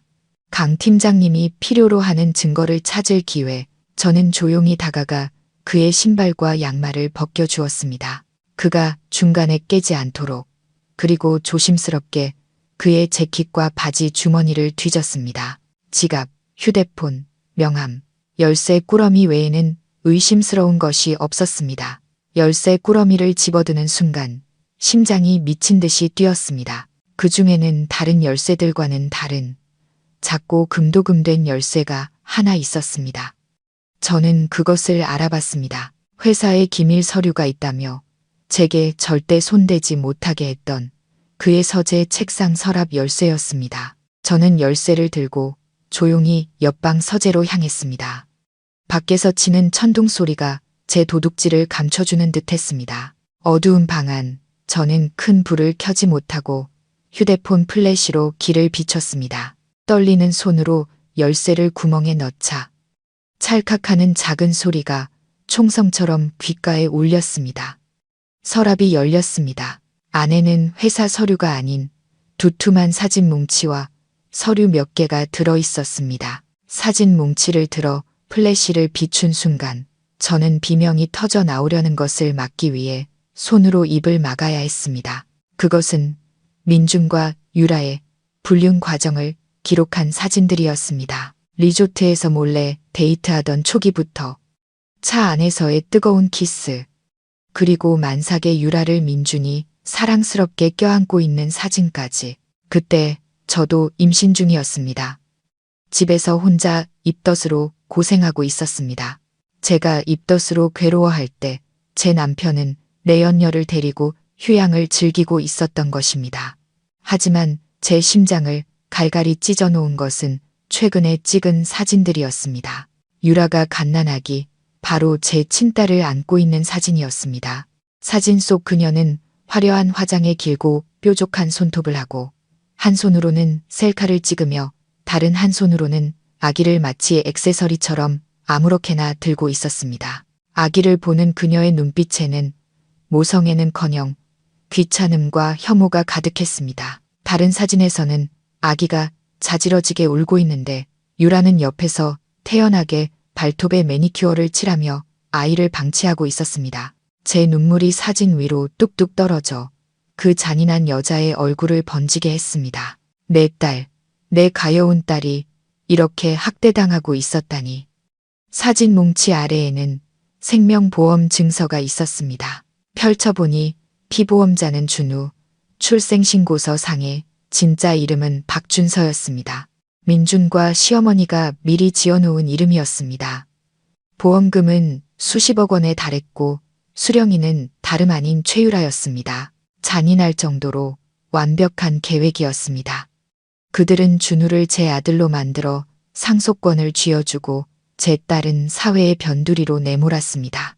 그리고 이 보험 계약서는 유라의 끝없는 탐욕과 민준의 맹목적인 동조를 증명하는 증거였습니다. 저는 휴대폰을 꺼내 떨리는 손으로 모든 증거를 촬영했습니다. 사진 한 장, 계약서 한 장까지. 이것들이 그들의 심장을 꿰뚫을 독화살이 될 것이다. 촬영을 마친 뒤 저는 모든 것을 원래대로 정리하고 서랍을 잠갔습니다. 그리고 민준의 바지 주머니에 열쇠를 돌려놓았습니다. 침실로 돌아와 여전히 곤히 잠든 민준을 보니 등골이 오싹해졌습니다. 침대에 누워 그에게 등을 돌리고 욱신거리는 가슴을 부여잡았습니다. 이틀 뒤 강 팀장님에게서 온 문자에 휴대폰이 부엌 식탁 위에서 요란하게 울렸습니다. 저는 거실에서 드라마에 빠져있는 시어머니를 힐끗 보고는 몰래 화장실로 들어가 문을 잠갔습니다. 강 팀장님은 짧은 영상과 함께 메시지를 보냈습니다. 그녀의 아파트 맞은편 복도 창문에 위장 카메라를 설치했습니다. 각도가 멀지만 거실 상황은 충분히 보입니다. 마음의 준비를 하세요. 저는 깊게 숨을 들이마시고 재생 버튼을 눌렀습니다. 휴대폰 화면에 유라의 고급 아파트 거실이 나타났습니다. 넓고 고급스러운 인테리어. 햇살이 가득한 그곳은 제가 사는 음침한 집과는 완전히 달랐습니다. 유라가 비싼 실크 잠옷을 입고 와인잔을 든 채 매우 흥분된 표정으로 통화하며 서성이고 있었습니다. 걱정 마요, 오빠. 애는 내가 잘 키우고 있으니까 좀 칭얼거리긴 하는데 아기용 신경안정제 조금 먹이면 바로 자요. 그래야 내 머리도 안 아프지. 유라의 목소리는 카메라를 통해 들려와 약간 지지직거렸지만 저는 한 글자도 놓치지 않고 똑똑히 들었습니다. 심장이 ඈ는 것 같았습니다. 신경안정제. 그녀가 감히 갓난아기에게 약을 먹여 재웠다고.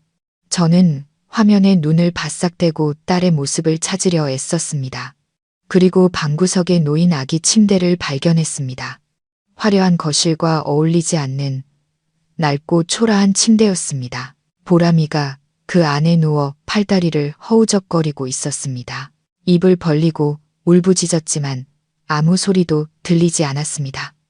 카메라가 멀거나 아이가 이미 목이 쉴 정도로 울었기 때문일 겁니다. 유라는 전화를 끊고 짜증스러운 표정으로 아기를 쳐다봤습니다. 그녀는 아기를 안아 달래는 대신 식탁 위에 놓여있던 식어빠진 젖병을 아기의 입에 거칠게 쑤셔 넣고는 젖병이 빠지지 않도록 베개로 받쳐 놓았습니다. 그러고는 태연하게 소파에 앉아 라이브 방송을 켰습니다. 찌푸렸던 얼굴은 온데간데 없고 가식적인 미소가 그 자리를 대신했습니다. 여러분 안녕하세요. 오늘 유라가 오빠한테 선물 받은 명품들 언박싱 해볼게요. 유가맘도 럭셔리해야죠. 그렇죠. 저는 그녀가 샤넬 백과 구찌 신발을 자랑하는 것을 보았습니다. 민준이 회사 사정이 어렵다며 제게 아껴 쓰라고 잔소리하던 그 돈으로 산 것들이었습니다. 제 남편의 돈, 이 가족의 피땀 어린 돈이 내 아이를 훔친 여자를 위해 쓰이고 있었습니다. 정작 제 딸은 굶주리고 수면제를 먹고 애완동물보다 못한 취급을 받고 있는데 저는 터져 나오는 울음을 막으려 입을 틀어막았습니다. 눈물이 휴대폰 화면 위로 뚝뚝 떨어져 절망적으로 발버둥치는 가여운 아기의 모습을 흐릿하게 만들었습니다. 무력감과 분노가 뒤섞여 제 심장을 옥죄었습니다.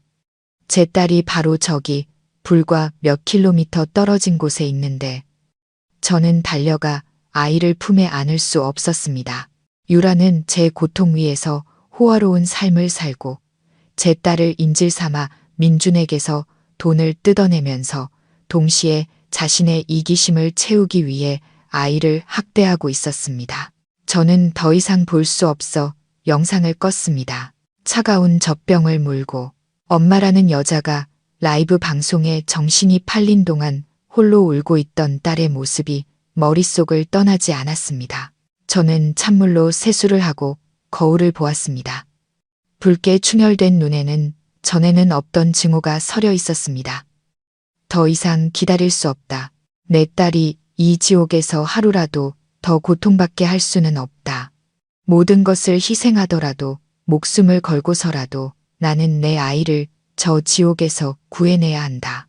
저는 얼굴에 물기를 닦고 결심을 굳힌 채 화장실을 나섰습니다. 나는 내 아이를 만나야 하고 저 잔인한 여자를 벌해야 한다. 그날 저녁 식사 시간, 집안 분위기가 이상하게 바뀌었습니다. 민주는 평소보다 일찍 퇴근했고 손에는 커다란 장미 꽃다발을 들고 있었습니다. 아무 일도 없었다는 듯 환하게 웃고 있었습니다. 박 여사님도 제가 좋아하는 음식들로 진수성찬을 차리게 했습니다.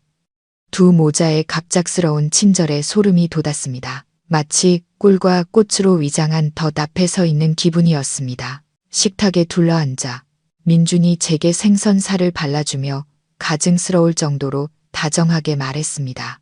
여보, 요즘 당신 너무 고생했어. 마음 고생도 심했고 내가 정말 미안해. 보상하는 의미에서 우리 가족 유럽 여행 한 달 예약했어. 프랑스, 이탈리아, 스위스.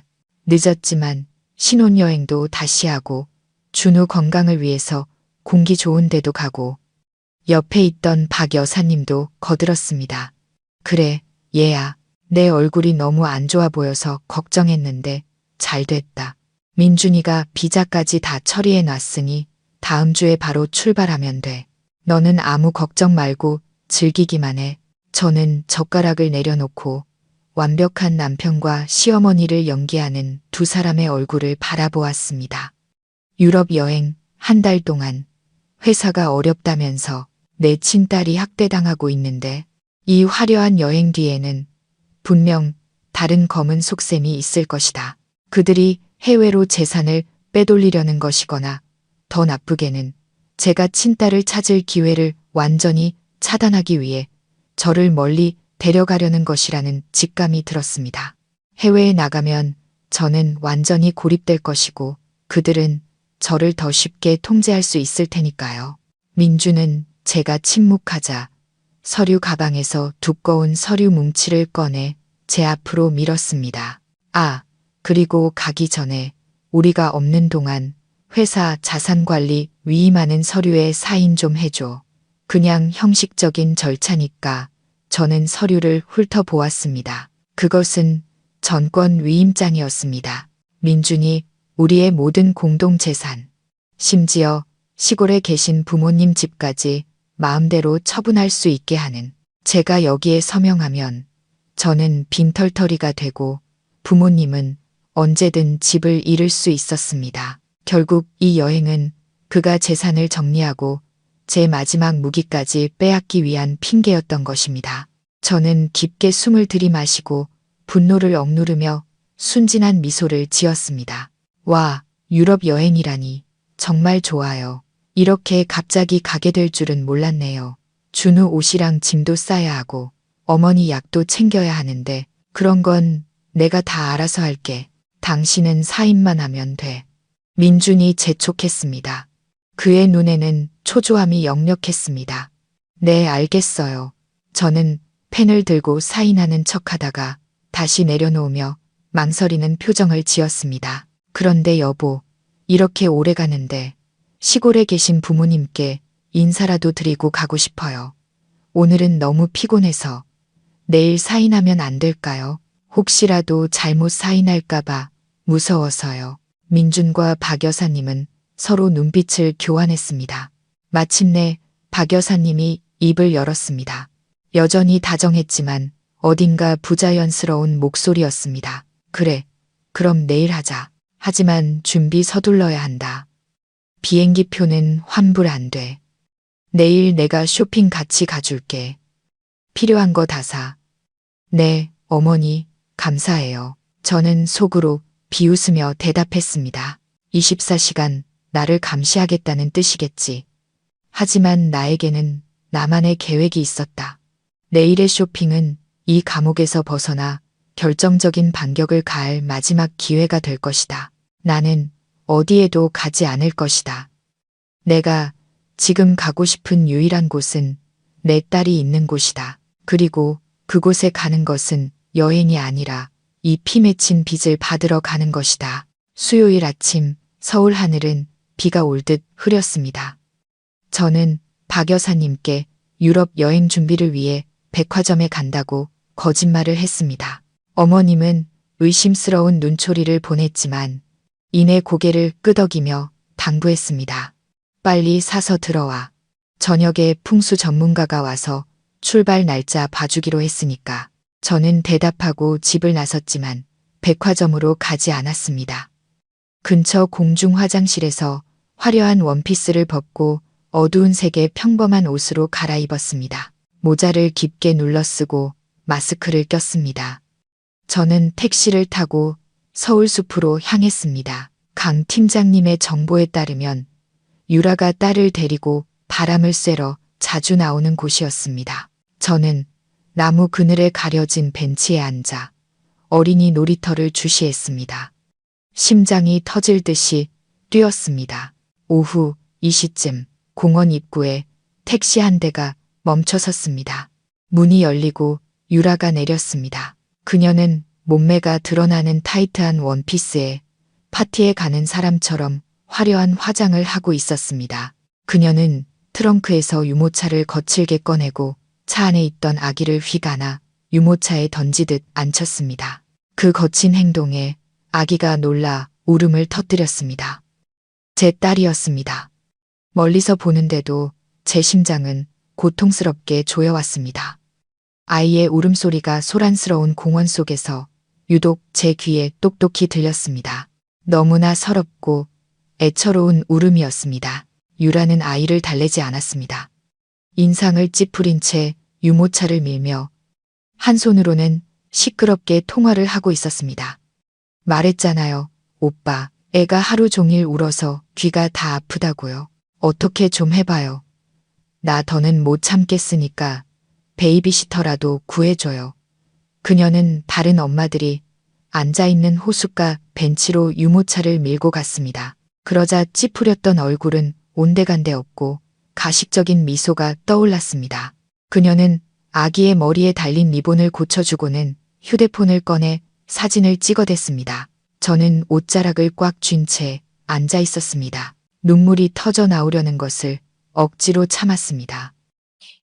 저 여자는 내 딸을 완벽한 엄마인 척 연기하기 위한 도구로 쓰고 있었다.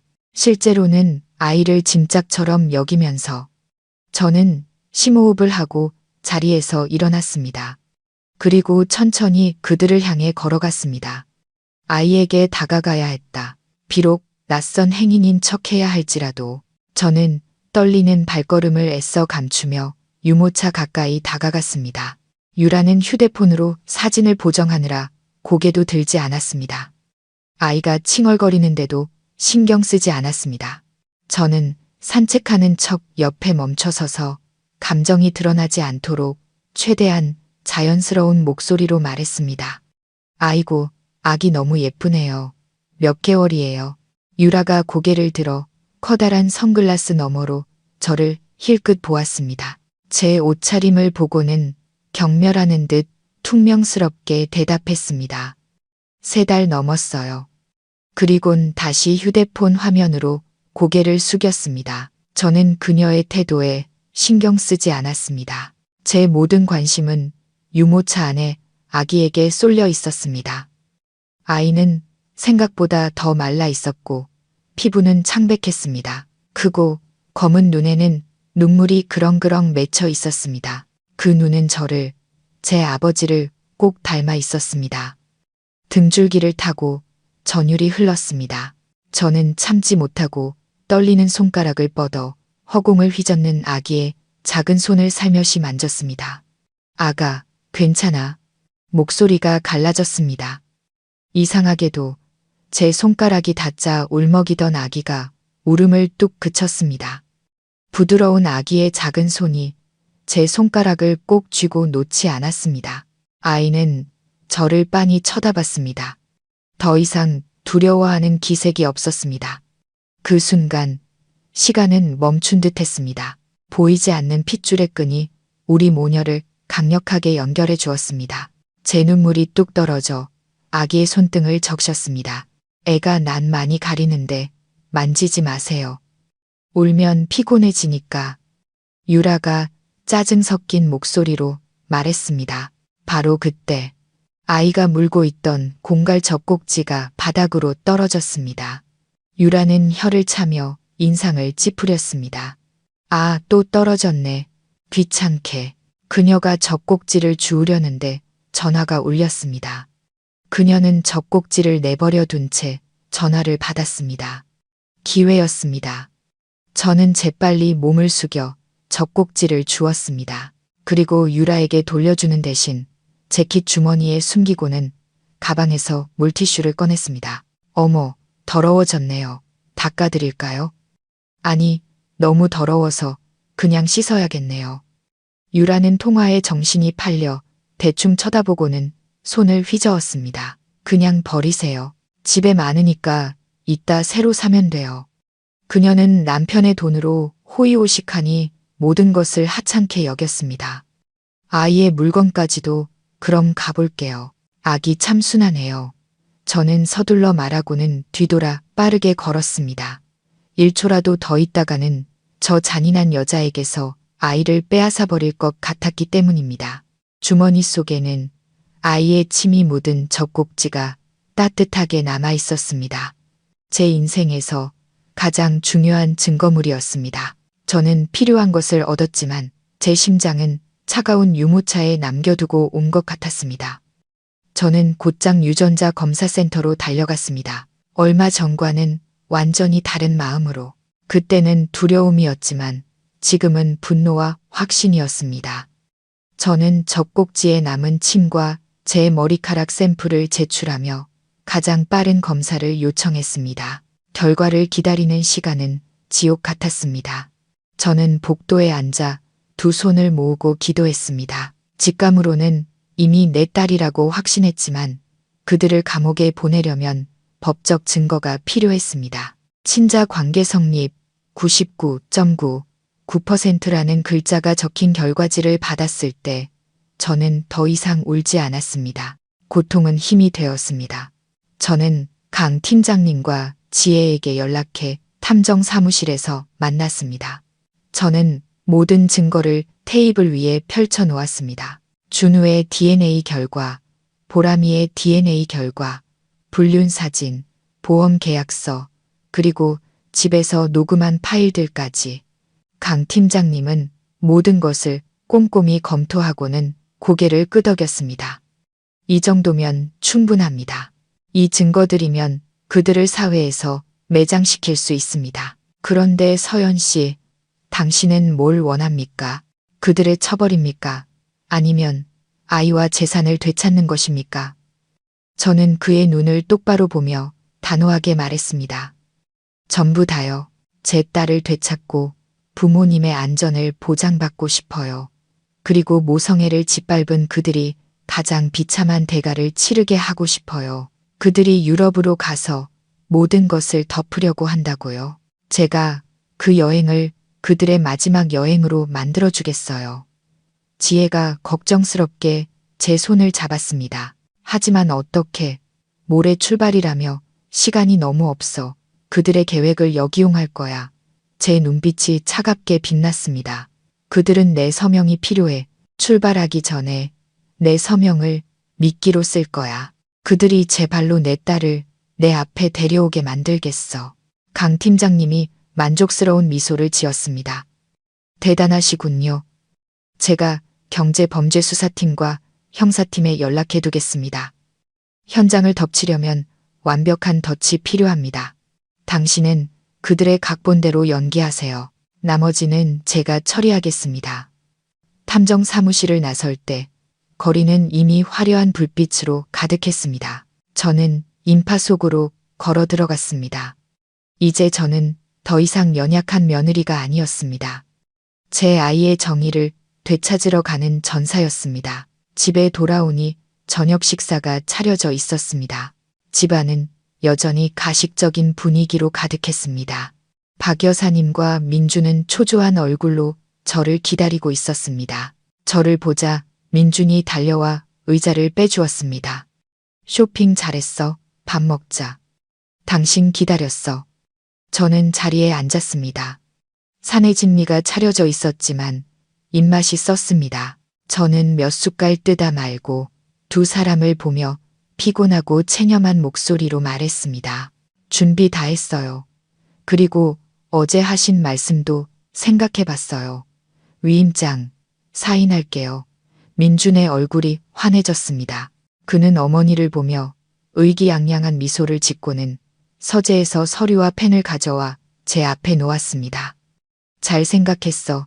사인하고 우리 다시 시작하자. 이번 유럽 여행이 우리 가족의 새로운 시작이 될 거야. 저는 펜을 들고 종이에 대었지만 이내 멈췄습니다. 민준을 보며 눈물을 글썽였습니다. 막다른 길에 몰린 연약한 아내를 완벽하게 연기했습니다. 사인할게요. 하지만 마지막 조건이 하나 있어요. 이걸 들어주지 않으면 죽어도 안 가고 사인도 안 할 거예요. 민준의 미소가 굳었습니다. 그가 경계하며 물었습니다. 무슨 조건인데? 저는 깊게 숨을 들이마시고 목맨 소리로 말했습니다. 떠나기 전에 제 친딸, 우리 보람이 마지막으로 한 번만 보게 해주세요. 제가 키울 수 없다는 거 알아요. 운명도 받아들였어요. 하지만 엄마로서 아이 얼굴도 못 보고 떠날 수는 없어요. 아이가 잘 있는지 한 번만, 딱 한 번만 보고 싶어요.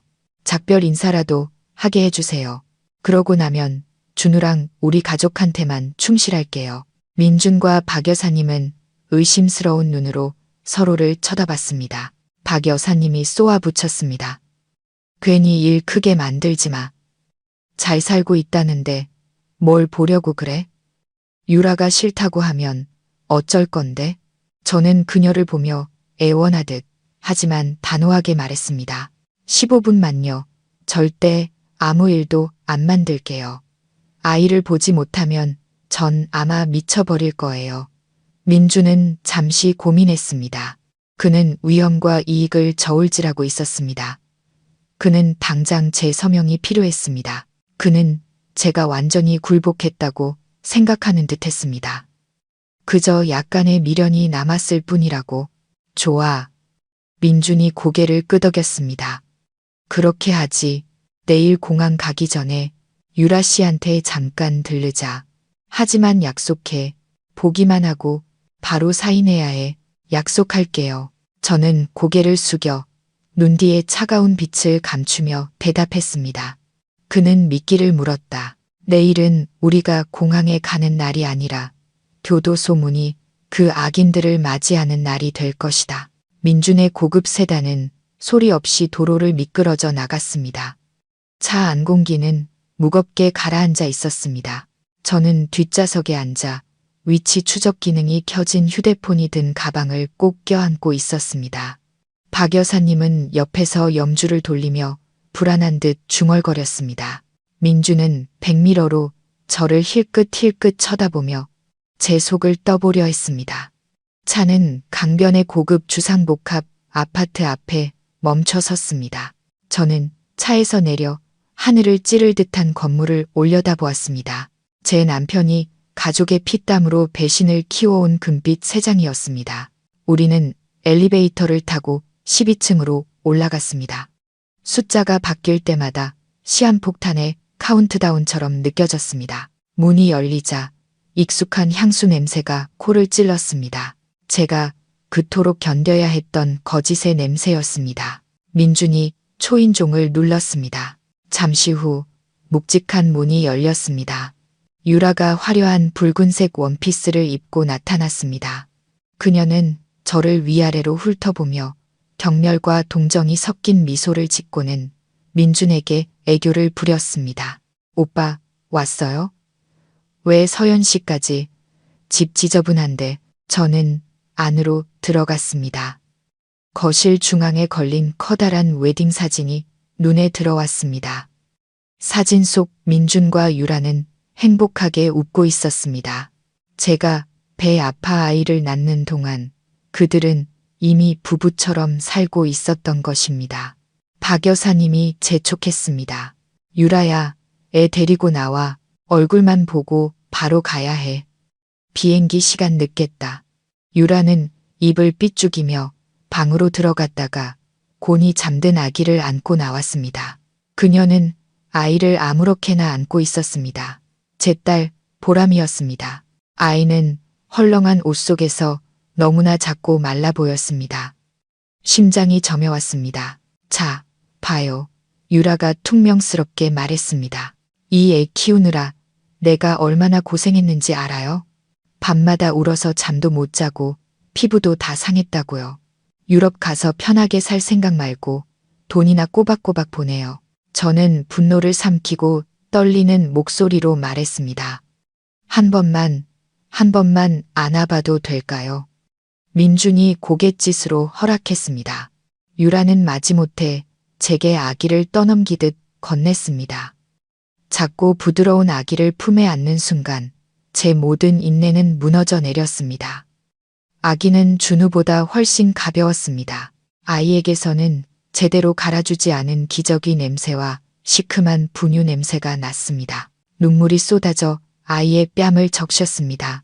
저는 아이를 꽉 껴안고 속삭였습니다. 엄마야, 엄마가 미안해. 엄마가 데리러 왔어. 제 품에서 보람이가 천천히 눈을 떴습니다. 아이는 저를 보고 울지 않고 희미하지만 햇살처럼 밝은 미소를 지어 보였습니다. 그 미소가 제게 엄청난 힘을 주었습니다. 더 이상 이 아이를 놓칠 수 없었습니다. 다 됐어요. 울긴 왜 울어. 재수 없게. 유라가 아이를 다시 뺏으려고 했습니다. 하지만 이번에는 제가 물러서지 않았습니다. 저는 한 걸음 뒤로 물러서며 그녀와 민준, 박 여사님을 차례로 노려보며 또렷하게 말했습니다.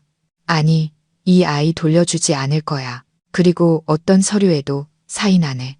오늘 내 딸 데리고 갈 거야. 방하는 순간 정적이 흘렀습니다. 당신, 무슨 소리 하는 거야?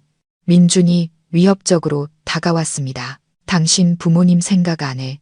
길바닥에 나앉고 싶어. 닥쳐야 할 사람은 당신이야. 저는 그동안 억눌렀던 모든 울분을 터뜨렸습니다.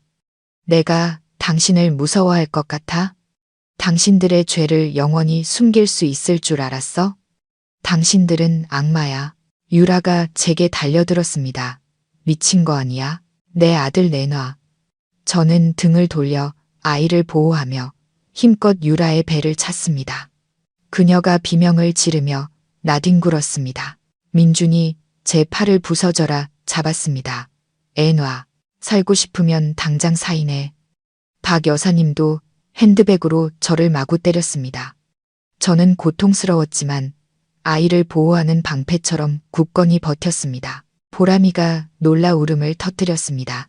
아이의 울음소리가 제 심장을 찢었지만 동시에 끝까지 싸울 힘을 주었습니다. 저는 창가로 뒷걸음질 쳤습니다. 힘으로 하겠다고. 좋아. 하지만 그 전에 이거부터 봐. 저는 품에서 휴대폰을 꺼내 높이 들었습니다.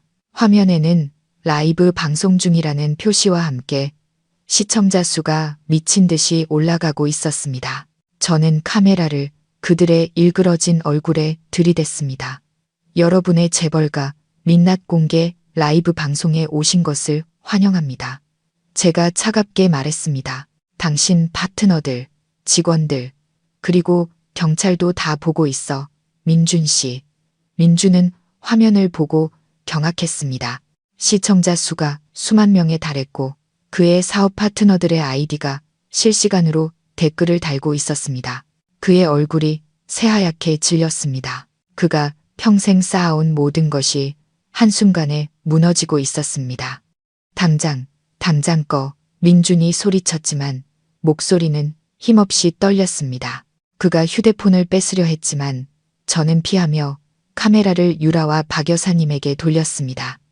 여러분, 똑똑히 보세요. 이 사람이 바로 자기 친딸을 내연녀와 바꿔치기 한 X그룹의 박민준 상무입니다. 저분은 미신 때문에 친손녀를 버린 할머니고 저 여자는 남의 가정을 파탄낸 내연녀입니다. 유라가 얼굴을 가리며 비명을 질렀습니다. 박 여사님은 그 자리에 얼어붙었습니다. 민준의 휴대폰이 쉴 새 없이 울렸습니다. 그가 저를 보며 애원했습니다. 서연아, 제발, 진정해. 우리끼리 해결하자. 이렇게 하면 나 죽어. 제발 꺼줘. 아이도 돌려주고 재산도 다 줄게. 너무 늦었어, 민준 씨. 제가 눈물을 흘리며 말했습니다. 당신이 치러야 할 대가는 돈이 아니야. 당신은 이미 내 안에 착한 아내를 죽였어. 난 지금 맹수들로부터 내 새끼를 지키는 어미일 뿐이야. 바로 그때 밖에서 경찰 사이렌 소리가 울려 퍼졌습니다. 복도에서 요란한 발소리가 들리고 문이 세차게 두드려졌습니다. 경찰입니다. 문 여세요. 아동학대 및 불법 감금 신고를 받고 출동했습니다. 민주는 바닥에 주저앉았습니다. 유라는 구석에서 사시나무처럼 떨었습니다. 박 여사님은 소파 위로 쓰러졌습니다. 문이 거칠게 열리고 지혜와 강 팀장님 그리고 경찰들이 들이닥쳤습니다.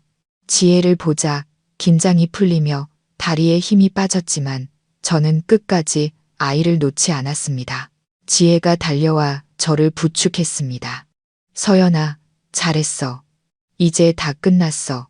경찰은 신속하게 현장을 통제했습니다. 민주는 아무 저항 없이 차가운 수갑을 찼습니다. 그의 눈에는 후회만이 가득했습니다. 유라는 바닥에 구르며 억울하다고 소리쳤지만 그녀의 거짓말은 통하지 않았습니다. 한 여경이 그녀에게 문서 위조 및 불법 대리모 알선 혐의로 체포영장을 제시했습니다. 박 여사님은 충격으로 혈압이 올라 쓰러져 구급차에 실려갔습니다. 평생을 장손 타령하며 살아온 그녀의 마지막은 너무나 초라했습니다. 저는 보람이를 안고 그 지옥 같은 집을 나왔습니다. 복도를 가득 메운 기자들의 플래시 세례를 받으며 아파트 로비를 나섰을 때 폭풍우가 지나간 하늘은 맑게 개어 있었습니다. 저는 자유의 공기를 깊게 들이마셨습니다. 제 품에서 보람이는 평화롭게 잠들어 있었습니다. 저는 아이의 이마에 입을 맞추며 속삭였습니다. 이제 아무도 우리를 갈라놓을 수 없어. 엄마가 평생 지켜줄게. 그날 밤 이후 폭풍은 온 세상을 휩쓸었습니다.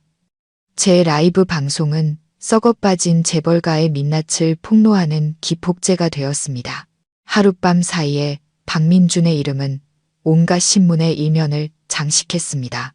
저는 지혜가 구해준 작은 월세방에서 잠든 보람이를 안고 휴대폰에 뜬 수십만 개의 공유와 수백만 개의 분노 어린 댓글들을 멍하니 바라보았습니다. 네티즌들은 민준의 회사 비리, 유라의 과거, 심지어 박 여사님이 점을 보러 다니던 영상까지 찾아냈습니다. 그들에게 당했던 모든 사람이 일제히 목소리를 높이며 거대한 불매 운동이 일어났습니다. 지혜가 혀를 차며 말했습니다. 이것 봐, 서연아, 민준이네 회사 주식. 아침부터 하한가야. 파트너들은 계약 취소 통보하고 은행은 대출금 회수 들어갔대. 그 잘난 명문가도 이제 끝났네. 저는 그 소식을 들어도 통쾌함보다는 허무함이 밀려왔습니다. 그 화려했던 제국의 몰락은 너무나 허무했습니다. 썩은 기초 위에 세워진 성이었기 때문입니다. 휴대폰이 쉴 새 없이 울렸습니다. 기자들의 전화였습니다. 저는 전원을 꺼버렸습니다. 저는 그저 제 딸과 평온하게 살고 싶을 뿐이었습니다. 영양 부족으로 창백한 보람이의 얼굴을 보며 그 지옥에서 아이가 겪었을 고통을 생각하니 또다시 눈물이 났습니다. 저는 아이의 이마에 입을 맞추며 속삭였습니다. 엄마가 미안해. 너무 늦게 와서 미안해. 이제부터는 굶는 한이 있어도 누구도 널 아프게 하지 못하게 할 거야.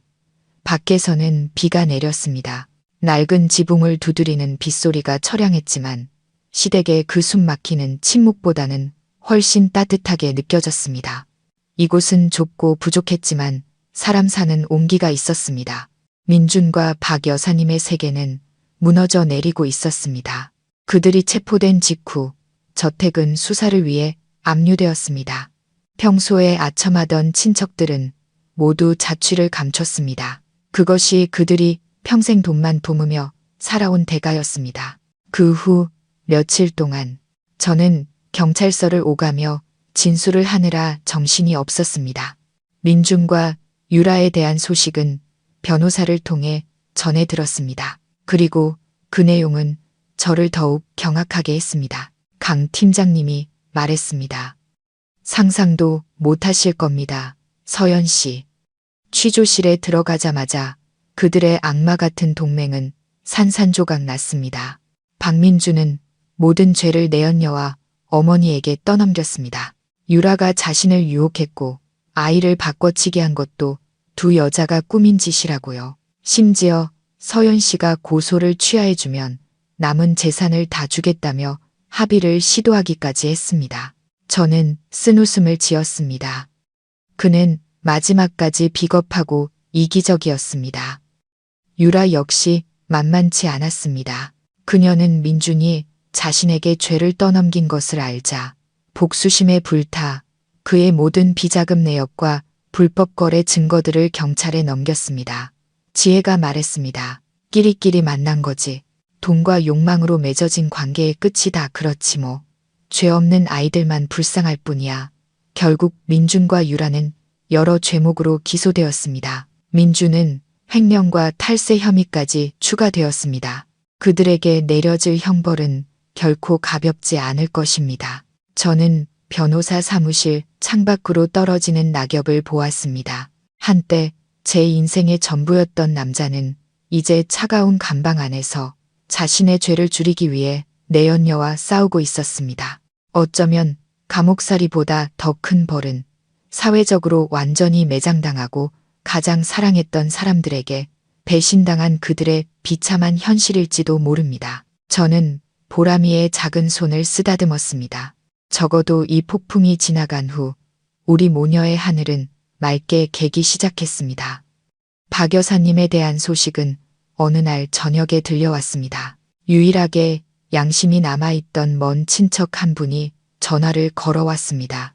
어머님은 위기를 넘겼지만 뇌졸중으로 쓰러져 오른쪽 반신이 마비되고 말도 제대로 못하게 되었다는 것이었습니다. 저는 병원을 찾았습니다.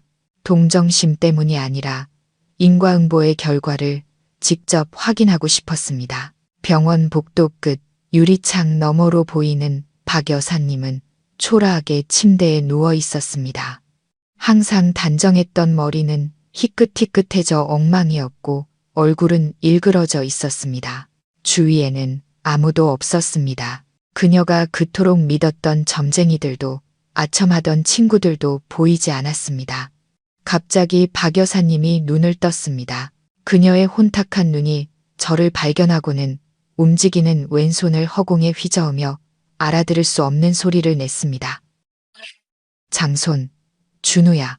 마지막 순간까지 그녀의 머릿속에는 오직 장손에 대한 집착뿐이었습니다. 저는 돌아섰습니다. 한평생을 탐욕과 집착 속에서 살아온 그녀의 마지막은 너무나 비참했습니다. 간호사가 제게 물었습니다. 보호자신가요? 저는 고개를 저었습니다. 아니요, 사람을 잘못 찾아왔네요. 저는 병원을 나왔습니다. 그녀는 이미 양심의 법정에서 무기징역을 선고받은 것이나 다름없었습니다. 어른들의 문제가 해결된 후 제 마음을 가장 아프게 한 것은 준우였습니다. 이 비극 속에서 아이는 아무 죄가 없었지만 가장 큰 피해자였습니다. 지난 석 달간 제가 돌봐온 정이 있었지만 저는 아이를 계속 키울 수 없었습니다. 아이를 볼 때마다 민준의 배신과 유라의 뻔뻔한 얼굴이 떠올랐기 때문입니다. 게다가 저는 이제 제 모든 것을 희생양이 되었던 제 친딸 보람이에게 쏟아야 했습니다. 유라의 시골 부모님은 손주 양육을 거부했습니다. 가난하고 불길한 아이를 키울 수 없다는 이유였습니다. 결국 준우는 잠시 보육시설로 가게 되었습니다. 제가 준우를 시설에 데려다 주던 날 비가 내렸습니다. 아이는 이별을 예감한 듯 제 옷자락을 붙잡고 울었습니다. 아이의 울음소리는 제 심장을 갈기갈기 찢었습니다. 시설 직원이 제게서 아이를 받아 앉아 준우는 제게 팔을 뻗으며 자지러지게 울었습니다. 저는 차마 아이의 눈을 보지 못하고 돌아섰습니다. 저는 아이의 작은 손에 제가 100일 선물로 사주었던 작은 은팔찌를 쥐어주며 속삭였습니다. 준우야, 착하게 잘 지내야 해. 미안해. 엄마가 널 지켜주지 못해서 부디 좋은 사람으로 자라렴. 내 아빠처럼은 살지 마. 저는 굳게 닫히는 철문을 바라보며 빗속에 서서 눈물을 쏟아냈습니다. 제게는 다른 선택이 없었습니다. 때로는 한 손을 놓아야 다른 손을 잡을 수 있는 법입니다. 그리고 제 친딸의 손이 집에서 저를 기다리고 있었습니다. 재판이 열리던 날, 저는 담담한 모습으로 법정에 섰습니다. 피고인석에 앉은 민준과 유라는 몇 달 사이에 초췌하게 늙어 있었습니다. 재판이 시작되고 민준은 모든 죄를 시인했습니다.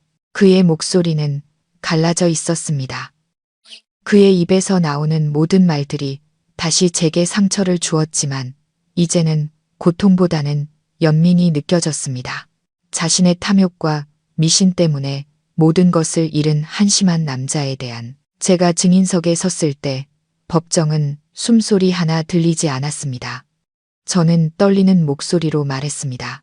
존경하는 재판장님, 저는 남편에 대한 믿음뿐만 아니라 엄마가 될 신성한 권리마저 빼앗길 뻔했습니다. 저와 제 딸이 받은 정신적 고통은 그 어떤 것으로도 보상받을 수 없습니다. 김 원장님, 강 팀장님, 그리고 유라의 집에서 일했던 가사도 우미까지 모든 증거와 증언은 그들을 죄의 올가미로 단단히 묶었습니다. 마침내 선고의 시간이 왔습니다. 재판장의 엄숙한 목소리가 법정에 울려 퍼졌습니다. 피고 박민준, 징역 7년에 처한다. 민준은 그 자리에 주저앉을 뻔했습니다. 그는 절망적인 눈으로 저를 보았지만 저는 외면했습니다. 그것이 그가 법과 인륜을 저버린 대가였습니다. 피고 최유라, 징역 6년에 처한다. 유라의 절규가 법정을 갈랐지만 아무 소용 없었습니다. 박 여사님은 건강 상태를 고려해 자택 치료를 명받았지만 모든 재산은 압류되었습니다. 그녀는 이제 빈털터리가 되어 초라한 월세방에서 남은 생을 보내야 했습니다. 재판이 끝나고 법정을 나왔을 때 비는 그치고 햇살이 비치고 있었습니다. 지혜가 저를 끌어안고 울었습니다. 끝났어, 서연아. 하늘이 무심하지 않았어. 저는 미소를 지었습니다. 과거와의 모든 악연은 이제 끝났습니다. 재판 후 저는 아파트를 팔고 도시 외곽에 작은 집을 얻었습니다. 그리고 남은 돈으로 작은 빵집을 열었습니다. 결혼 때문에 접어야 했던 제 오랜 꿈이었습니다. 빵집 이름은 안현이라고 지었습니다. 제 딸의 새 이름처럼 평안하고 고요한 삶을 살고 싶다는 소망을 담아서 처음에는 힘들었지만 잠든 딸의 얼굴을 보며 힘을 냈습니다. 엄마의 사랑 속에서 보람이는 무럭무럭 자랐습니다. 아이는 잘 웃었고 옹알이를 시작했습니다. 아이의 웃음소리는 제 모든 피로를 잊게 하는 마법이었습니다. 빵집은 입소문이 나 번창했고 제 삶도 안정을 찾아갔습니다. 저는 더 이상 연약한 여자가 아니었습니다. 강하고 독립적인 엄마이자 사장님이 되었습니다. 3년 후 어느 가을날 오후 저는 3살이 된 보람이의 손을 잡고 공원을 산책하고 있었습니다. 아이는 작은 새처럼 제잘거리며 뛰어놀았습니다. 제 빵집 안현은 이제 꽤 유명해졌고 저는 작은 차도 한 대 장만했습니다. 풍족하진 않았지만 평화롭고 행복한 나날이었습니다. 문득 멀리 벤치에 앉아있는 익숙한 인형을 보았습니다. 유라의 어머니였습니다. 그녀는 초췌한 모습으로 작고 마른 남자아이의 손을 잡고 있었습니다. 아이는 다른 아이들을 부러운 듯 쳐다보고 있었습니다. 제 심장이 쿵 내려앉았습니다. 준우였습니다. 고생한 탓인지 많이 변했지만 저는 알아볼 수 있었습니다. 유라가 감옥에 간 후 시골의 가족들이 마지못해 아이를 데려다 키우고 있는 모양이었습니다. 아이의 남루한 옷차림을 보니 그 삶이 결코 순탄치 않음을 짐작할 수 있었습니다. 문득 준우가 저를 돌아보았습니다. 아이의 눈에 희미한 기억이라도 남은 듯 저를 향해 한 걸음 때려다 할머니에게 거칠게 끌려갔습니다. 저는 그 자리에 서서 아이에게 다가가고 싶은 마음을 억눌렀습니다. 제 등장은 아이의 삶을 더 혼란스럽게 만들 뿐일 겁니다. 저와 준우의 인연은 거기까지였습니다. 저는 아이가 부디 좋은 사람으로 자라기를 속으로 기도했습니다. 엄마, 이것 봐요. 예쁜 단풍잎 주웠어요. 보람이의 목소리가 저를 현실로 돌려놓았습니다. 아이가 달려와 제 품에 안겼습니다. 저는 아이를 꼭 껴안고 향긋한 머리 냄새를 맡았습니다. 정말 예쁘네, 우리 딸. 이 나뭇잎은 겨울이 온다는 신호지만 겨울이 지나면 따뜻한 봄이 올 거야. 그렇지? 저는 아이의 작은 손을 잡고 다시 걷기 시작했습니다. 석양이 우리 모녀의 그림자를 길게 늘어뜨렸습니다. 저는 더 이상 뒤를 돌아보지 않았습니다. 과거는 지나갔고 원망도 바람에 흩날렸습니다. 저는 내려놓는 법을 배웠고 마음의 평화를 얻었습니다. 행복은 멀리 있지 않았습니다.